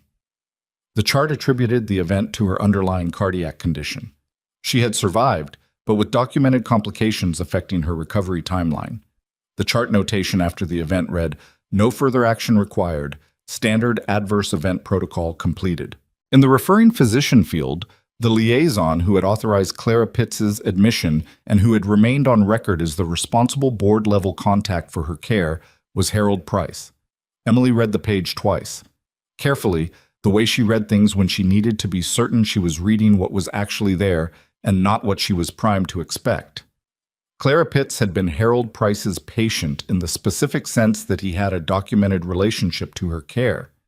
She had been harmed, or at minimum disadvantaged, by a medication modification during the period of Voss's scheme, and Price had been in documented communication with Kane about suppressing exactly the kind of nursing complaints that would have flagged her chart for review. Whether that was coincidence or architecture, she couldn't say. Alderman would determine that. But the information existed, and Holt had found it, and it was now in Emily's hands, and she took it to Solis. Solis looked at it for 8 seconds. "I'll get this to Alderman now. Tell him it may be relevant to the timeline of Price's involvement. Clara Pitts admitted the same month I started, adverse event on day 4. If Price became aware of the complaint suppression specifically in the context of protecting this patient's record or his own exposure to it, that changes the sequence." Solis was already moving. Emily went back to Dale. He was awake, which was consistent, and he had managed to sit up slightly, which was not something she'd cleared him to do, and which she addressed immediately and without ceremony by adjusting his bed and telling him to stay where she'd put him. He submitted to this with the expression of a man performing patience for someone else's benefit. "You heard," he said. "Price?" "Yes. Solis keeps me informed." "I noticed." She checked his dressing again, still clean. "How's the pain?" "Manageable." "That's not a number." "6. He said it flatly. "It's a 6. "I'll update your protocol." "Carter." His voice stopped her. "What happens to the patients? Pitts and the others?" She stood at his bedside with the chart in her hand and the honest answer in her head, which was that she didn't know, which was the truth she had available. Alderman's team does a retrospective clinical review. Every flag chart, external consultants, probably a state medical board component. The ones with documented harm go through a separate process: notification, assessment of ongoing consequences, liability. And the 2 that Holt thinks might have, that's part of the review. Emily. He used her name again. "How many of them didn't make it?" She held his gaze. "I don't know yet. Holt flagged 43 charts, 2 with complications he believes are related. He doesn't have the full picture, and neither do I." She paused. "If there are patients who died because of modified medication orders, that will be determined, and it will be prosecuted." Dale was quiet for a moment. The monitor beside him registered the slight elevation in his pulse that came from what he was thinking rather than what his body was doing. "You knew something was wrong from month 1, he said. "I suspected something was wrong. I couldn't prove it." "You kept filing." "Yes." "For 11 months." "Yes." He looked at the ceiling. "Most people would have stopped. Most people didn't have the documentation I had." She said it without sentiment because it was true and sentiment would have made it about something other than what it was. I knew what I was seeing. I knew my notes were accurate. I kept filing because eventually accurate notes go somewhere, even when they're being suppressed. She paused. The suppression itself leaves a record. That's what Alderman built on. Dale looked back at her. You planned for that. I planned for being dismissed, she said, which is different. I didn't know there was a federal investigation. I didn't know Voss was the source. I just knew that the only thing I had that Kane couldn't take away was the accuracy of my own documentation, so I kept documenting. It was, she thought, the most she'd said about her own thinking in the past 11 months. She hadn't planned it as a speech. It had just come out, in the particular quiet of a post-crisis room where the stakes were still present, but the immediate urgency had stepped back. Dale didn't say anything. He didn't need to. She updated his pain protocol and moved on. At 2:20 a.m., Victor Kane was formally arrested. Emily knew it had happened before she was told, because she heard it, not the arrest itself, but the particular quality of sound that occurred in the administrative wing when something significant and kinetic happened. A door, voices carrying tone rather than words, footsteps that moved with purpose in a direction. She was at the nursing station finishing documentation, and she paused, and she listened, and then she went back to the documentation. Solis confirmed it 8 minutes later. Kane had been taken out through the administrative entrance, which faced the employee parking structure and not the main entrance, which meant the hospital had been given the option of doing it without visibility. Alderman had apparently made that calculation and offered it, which was a considered choice, not for Kane's benefit, but because a public scene in the hospital's main lobby at 2 a.m. served no one and interfered with patient care. Emily found she had no strong feeling about the method. The outcome was the outcome. Voss? She asked. Detained separately, Solis said. They're holding her for formal interview. The forensic team is still in the pharmacy. Price? Solis's expression shifted fractionally. Still in the building. His lawyer is with him. Alderman's team served a document preservation notice, his communications, emails, board correspondence. He hasn't been formally arrested. She paused. Yet. The word carried a weight that they both let sit without adding to it. Emily was at the medication cart doing her final round of overnight checks when Garrison Holt found her for the last time that night. He had taken off his scrubs, she noticed. He was in street clothes now, jeans, a jacket, the clothes of a man who had come in from outside and was not going back to outside, who had crossed into the long night and made himself part of it. He looked older than he had at 7 p.m.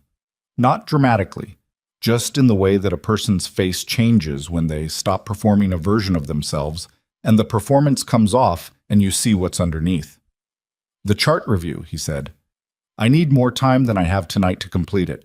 I flagged everything I can identify, but a full audit is going to need external review, yes. Alderman knows. Give him everything you have and let the process work. There are 2 specific patients I'm concerned about, not in the complication sense. He stopped. He seemed to be choosing words with unusual care. In the outcome sense. Emily stopped what she was doing. She turned to face him. A 70-year-old male, Holt said, admitted 8 months ago, post-operative bowel resection. He was in the complication cohort. He died at day 11. I attributed it to his age and his baseline condition. He stopped. His medication record shows the same modification pattern as 12 of the other charts. The variance wasn't large, but in a patient of his condition and age, at day 11, that variance, you think it contributed. I can't prove it. Holt. I think it contributed, he said. Yes. She held that. She let it land the way it needed to land without smoothing it over or contextualizing it away. A 70-year-old man, 8 months ago. A modification pattern that Voss had applied to 43 patients and that had been running unseen because no one had been able to get the right charts in front of the right review for 14 months. The second patient, she said, a woman, 61, different unit. I wouldn't normally have had her on my list, but her case came up in the flagged cohort. She developed post-discharge complications, readmitted 3 weeks after her initial stay. Her readmission chart attributes it to... He stopped again. She's still in the hospital, 6th floor. Emily's jaw tightened. Is she being managed on Voss's modified protocols right now? I don't know. I flagged it to Alderman's team. They said they'd contact the attending. You need to contact the attending yourself, tonight. Now. It's after 2 a.m. Holt? She kept her voice level, but just. If that woman has been on modified medication orders for any part of her current admission, you need to get that corrected before morning rounds when it gets absorbed into the standard workflow. Tonight. Holt pulled out his phone. He looked at it, then at Emily, then he walked away from her and she heard him making the call. Not confident, not performing the authoritative register he usually operated in, just talking, directly and urgently, to whoever answered on the 6th floor. She turned back to the medication cart. Her hands were steady. They were always steady during the work. It was the habit of a person who had learned early that the feelings could wait for a time that wasn't this time, that the work was the container that held everything else, that you kept the hands steady and you let the rest be what it was going to be. She thought about a 70-year-old man she had never met who had died 8 months ago in a hospital she'd been working in for 3 months at the time, who had been someone's father or grandfather or neighbor, who had gone through a significant surgery and fought through it, and made it to day 11, and who had not made it to day 12, and whether any of the complaints she'd filed in the 5 months after his death had moved anything fast enough to matter. They hadn't. She knew they hadn't. She stood at the medication cart in the middle of a night that had already held more consequence than most weeks, and she was tired in the cellular way that tired was under sustained operational pressure, and she felt the weight of that man's chart, the way she felt the weight of decisions made in the field that couldn't be unmade afterward. She felt it, fully, for about 30 seconds. And then she finished the medication check and moved on, because that was the only available move, and she had never, in her life, been someone who stayed still when there was still something to do. At 3 a.m., Harold Price walked out of the executive suite. He came through the main corridor with his lawyer at his side and the managed composure of someone who had practiced managed composure in high-stakes environments for 30 years. He was not in handcuffs. He was not under formal arrest. He was a board member who had received a document preservation notice and who was going to cooperate fully, which was what his lawyer was going to say to every question until the lawyers finished talking to each other. He passed through the emergency wing corridor because it was the most direct route to the administrative exit, which was the calculation of a man who wanted to leave and knew the exit routes. He passed the window of the trauma bay. Emily was visible through that window, not positioned for visibility, just present in the place she was supposed to be, doing the work she'd been doing for the last 8 hours. He stopped. She didn't see him stop. She found out later from Solis, who had been watching the corridor as a matter of operational habit. Price stopped at the window and looked into the trauma bay for approximately 10 seconds. He looked at Emily. He looked at the patients. He looked at Brianna at the nursing station, and at Dale's gurney, and at the general state of a unit that had absorbed 4 critical traumas and was still running, still managed, still providing care at 3 in the morning because the people in it had not stopped. Then he kept walking. His lawyer touched his arm when he paused, and Price shook the touch off gently, and he stood at the window for those 10 seconds alone, and whatever he thought during them was not available to Emily or to anyone else. He kept walking. The administrative exit opened and closed. Alderman's team was behind him, not blocking the exit. He wasn't under arrest. He could leave. But present, noted, the institutional presence that meant the conversation was not concluded, only paused for the part of the night that remained. Emily heard about it from Solis at 3:12, in the corridor outside the bay. He stopped, Solis said. I heard. You were in there the whole time. Yes. Solis was quiet for a moment. For what it's worth, the colonel is going to include tonight's clinical response in the official unit report. What you did in that bay is going to be in the record. Emily leaned against the corridor wall because her feet had been going for 8 hours, and the wall was there. How's the convoy doing? The ones who didn't come in on gurneys? Decompressing, the way soldiers decompress, which is to say badly and without admitting it. Solis almost smiled. They're in the family waiting area. They asked if they could stay until the patients are stable enough to transfer. Tell them the patients are stable. I will. They'll still stay. Emily nodded. That was correct.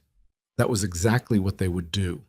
At 3:45, the last significant revelation of the night arrived in the form of the woman with the tablet, who had not left the building and who came to find Emily in the bay with an expression that was not quite urgent but was something adjacent to it. "Alderman asked me to inform you directly," she said. She had a name, Reyes. She'd introduced herself at some point in the evening, and Emily had filed it, and she spoke with the same stripped-down precision as her supervisor. The forensic team completed the preliminary audit of Voss's workstation. The deletion she attempted. Partial deletion. She got approximately 30% of the dispensing logs before the team reached her. Reyes paused. The logs she deleted cover a specific 6-week window, March through mid-April of this year. Emily processed the window. March through April. She pulled the internal calendar she kept in her memory.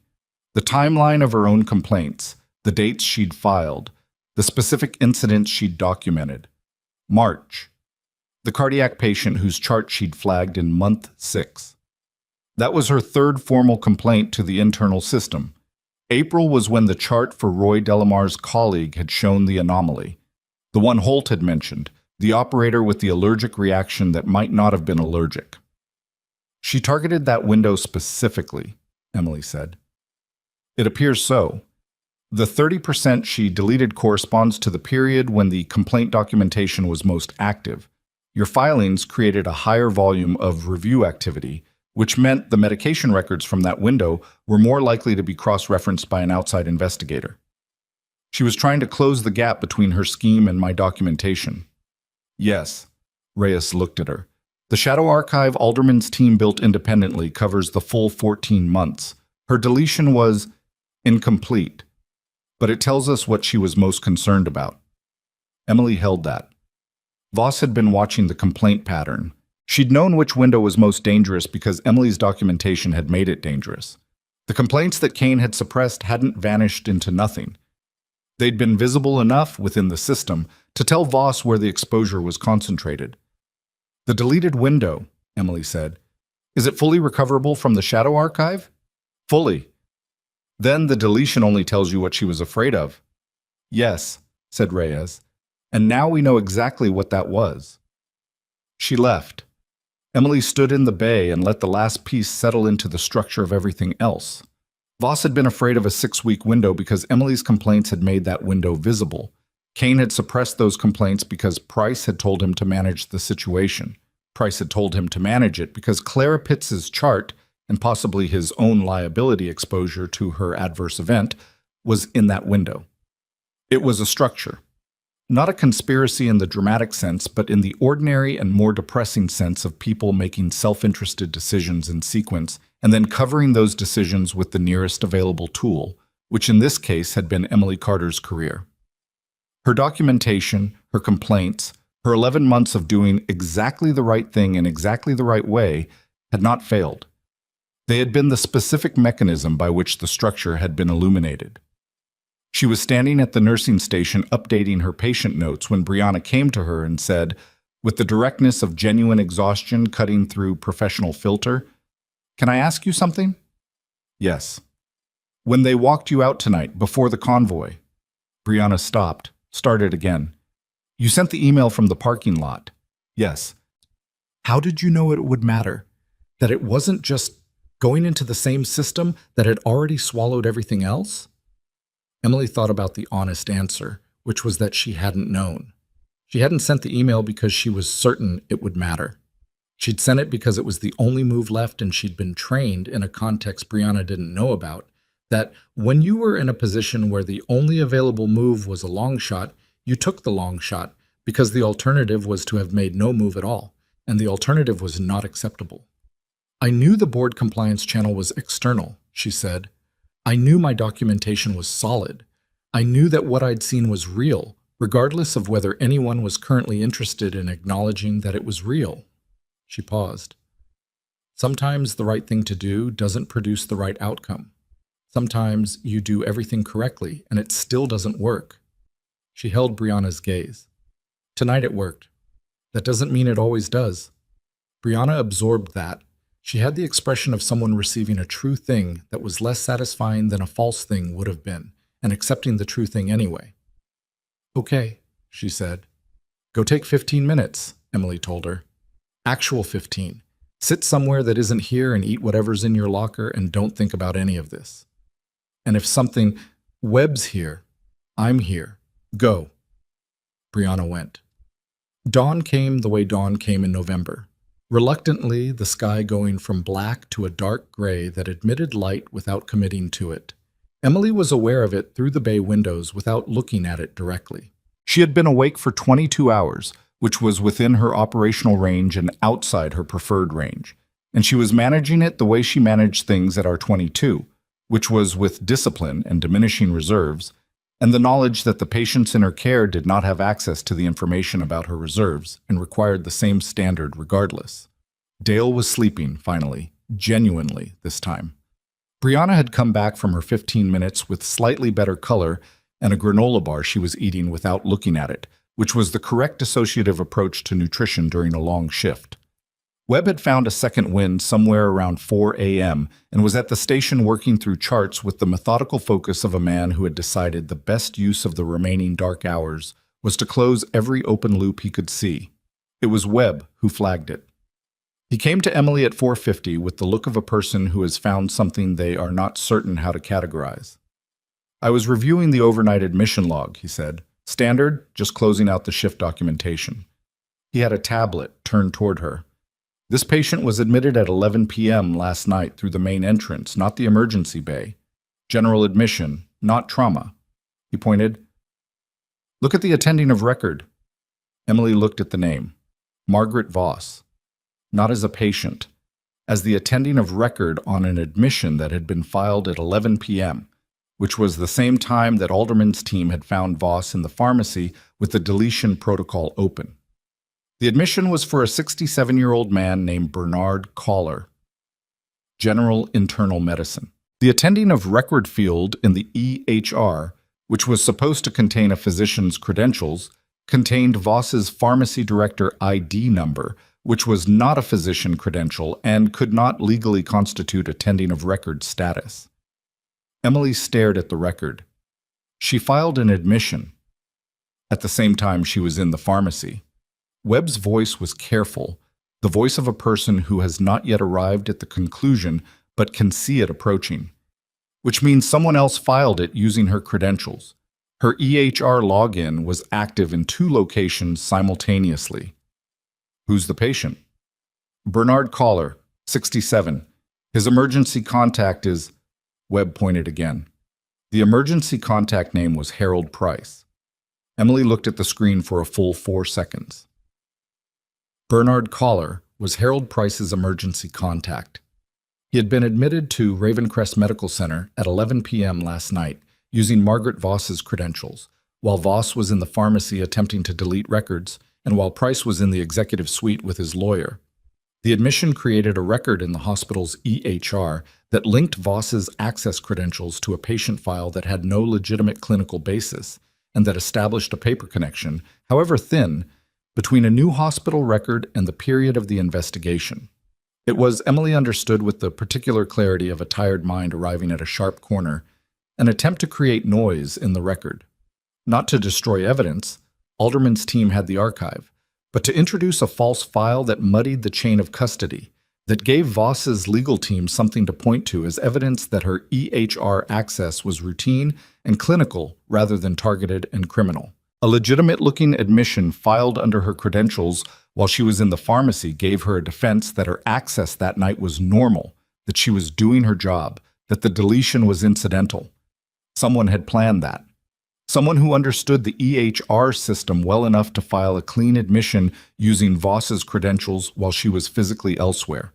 Someone who had been in the building, in the administrative wing, with access to a logged-in terminal between 10:30 and 11 p.m. The executive suite had a physician access terminal. Harold Price had been in the executive suite since 9:40 p.m. Emily looked at Webb. Print the full admission record, timestamps, terminal ID, login credentials, everything the system captured. She was already reaching for her phone. All of it. Webb printed. Emily called Solis. The call connected on the second ring, which meant Solis had not slept either. I need Alderman, Emily said. Now. There's a false admission in the EHR filed at 11 p.m. under Voss's credentials from a terminal in the executive suite, and the patient's emergency contact is Harold Price. A pause, short. Sending him to you. Emily stood at the nursing station at 4:53 in the morning with the printout in her hand and the bay quiet around her, and she thought about Harold Price standing at the window at 3 a.m., looking in at this room for 10 seconds before he walked out. He hadn't been looking at her. He'd been looking at what she was standing in front of. The patients, the work, the room he'd spent the night trying to undermine from the executive suite with his lawyer and his carefully managed statements, and now, apparently, with something more deliberate than managed statements. He'd looked through the window and he'd kept walking because he'd believed the filing had worked. Because he didn't know that Marcus Webb reviewed overnight admission logs as a matter of standard shift practice. Because he didn't know that the terminal ID on the EHR log was going to tell Alderman exactly which workstation had filed the record, and that the access log for that terminal was going to show who had been logged in at 11 p.m., and that the security badge reader for the executive suite had a complete entry and exit record for that night.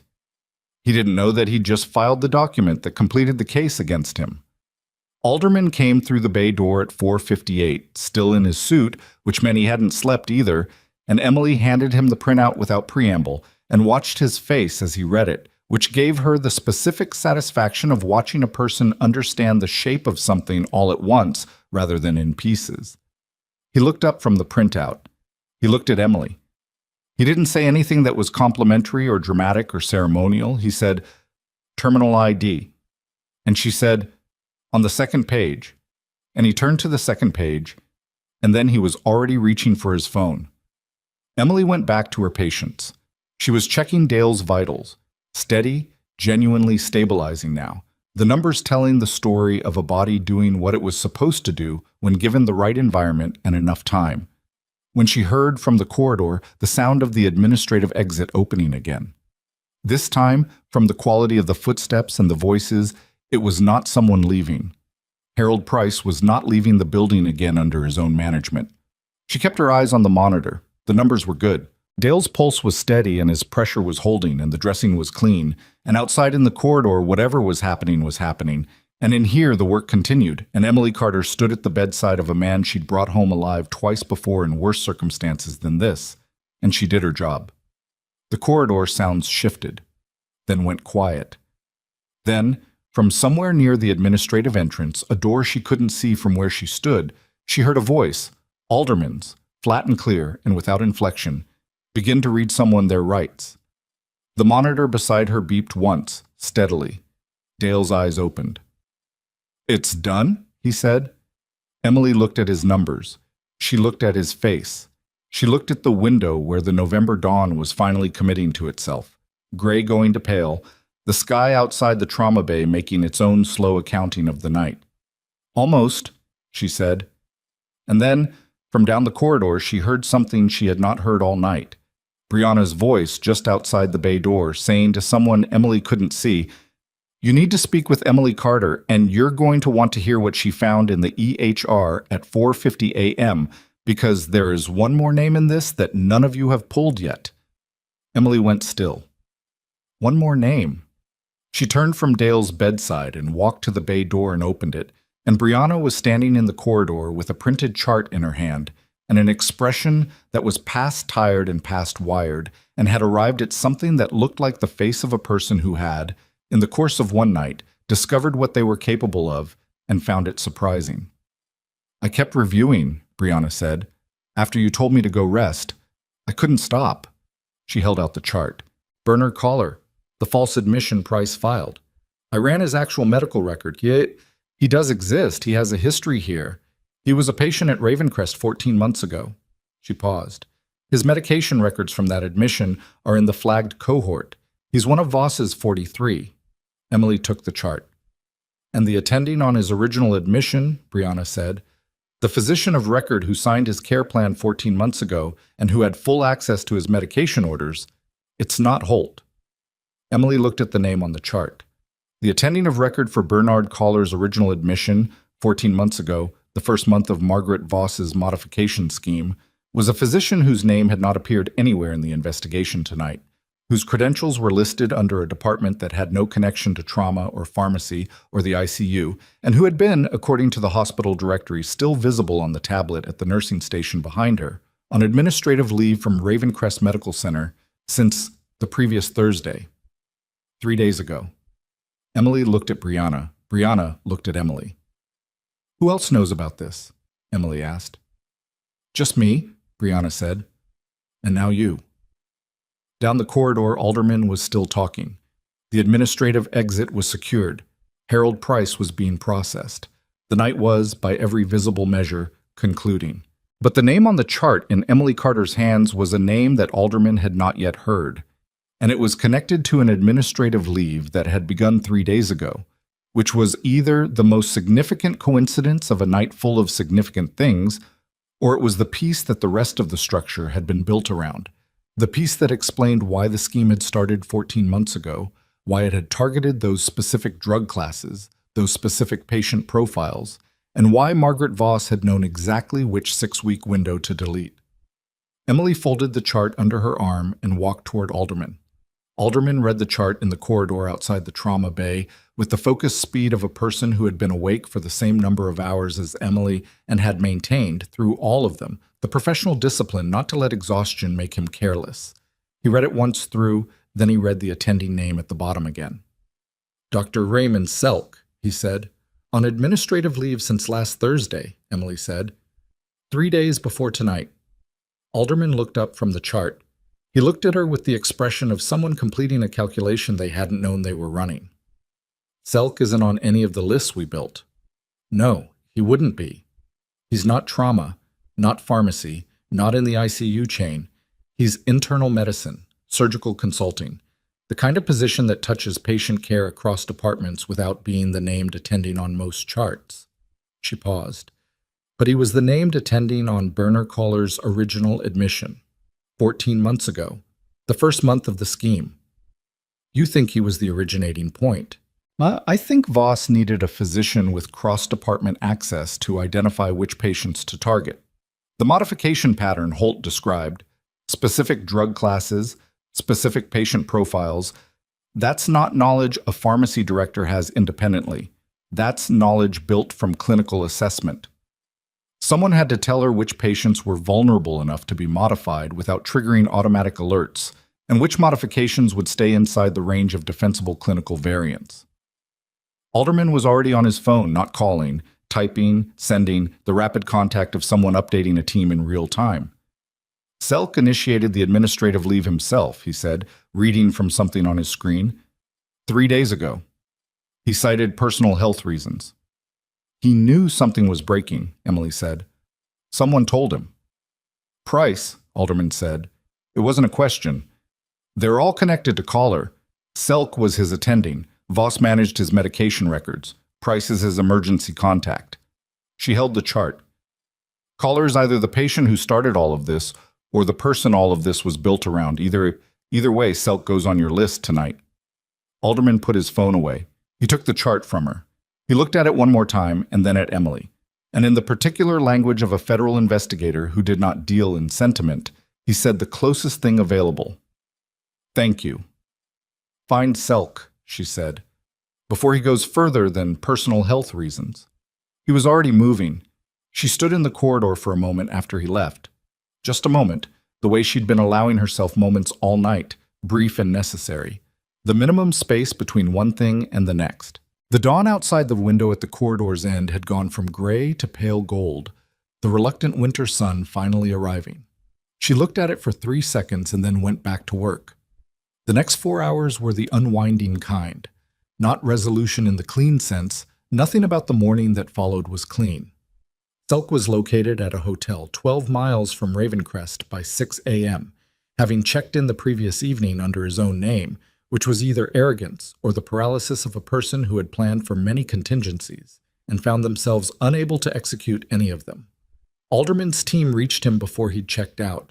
Emily heard this from Solis, who heard it from the colonel, who heard it the way military personnel heard things, through a chain that operated faster and with fewer public relations considerations than civilian institutional communication.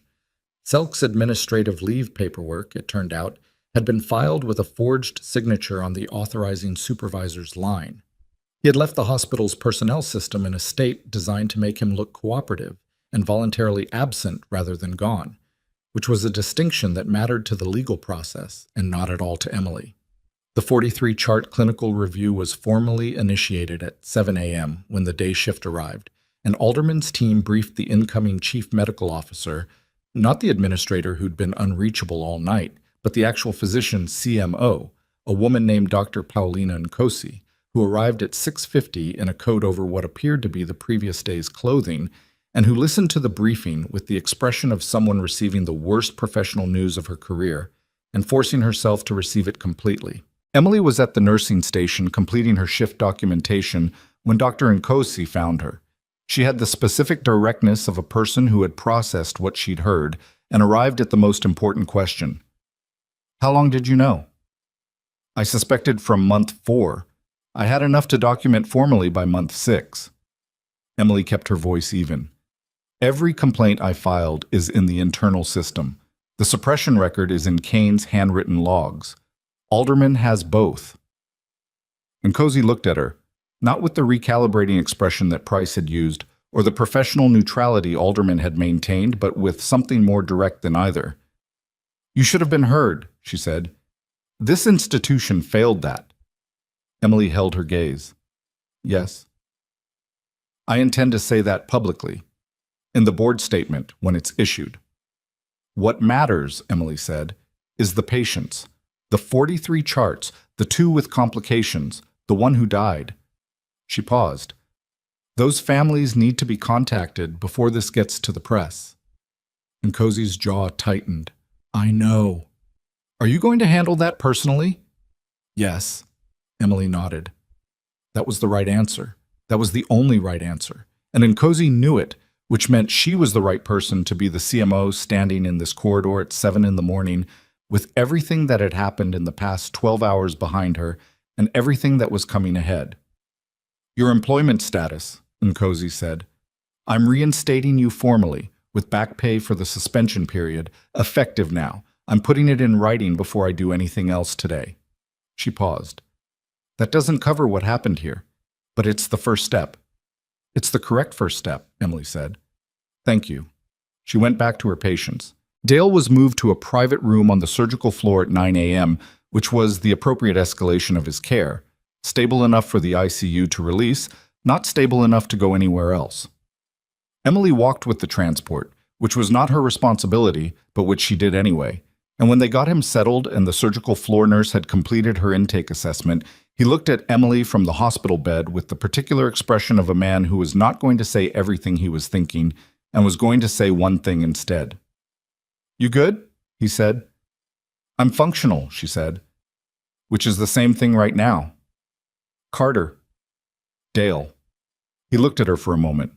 23 years of military service in the lines of his face, the shrapnel in his shoulder, the vitals on the monitor that were telling a story of a body that had taken serious damage and was committed to recovering from it through pure institutional stubbornness.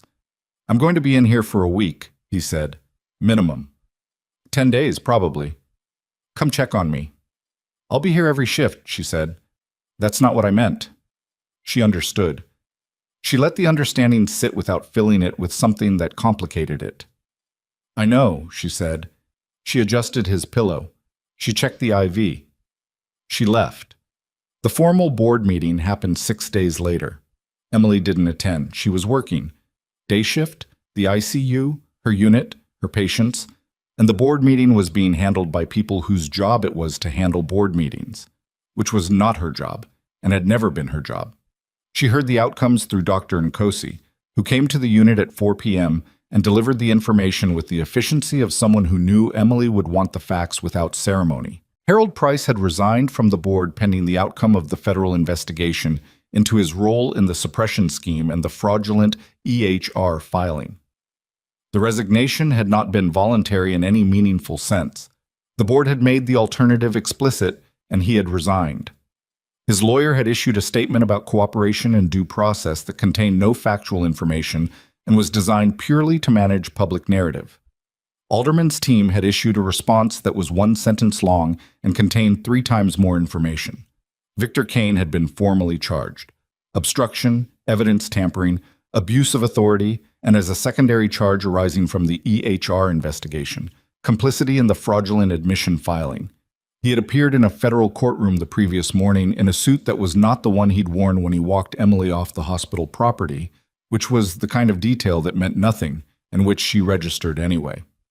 Margaret Voss had been charged separately: medication fraud, falsification of medical records, financial crimes related to the diversion scheme that the separate financial investigation had now quantified at $214,000 across 14 months. She had entered a not guilty plea. Her attorney was arguing that she had been coerced by Selk, which was possibly partly true and was certainly partly a legal strategy, and the truth of it would be determined by a process that Emily was not part of and did not need to be part of. Raymond Selk had been charged with conspiracy, fraud, and 2 counts of gross negligence connected to the patient deaths. 2, plural. The clinical review had found that the 70-year-old man Holt had identified was not the only fatality with a plausible connection to the modification pattern. A second patient, a woman of 58 who had died 5 months ago of cardiac complications, had a medication record that the external review consultants assessed as inconsistent with her physician's stated orders. The causation question was still being formally adjudicated, but the pattern was in the record, and the record was now public. The families have been contacted, Nkosi said, all 43. The 2 fatality families are being supported through the hospital's formal outreach process, and by independent counsel we've arranged. She paused. That's not enough. I want you to know that I'm aware it's not enough. No, Emily agreed. It isn't. But it's what's available. I know. Nkosi looked at her steadily. The board has authorized a new position: Director of Patient Safety and Clinical Standards, Independent Reporting Authority, directly to the CMO, not to hospital administration.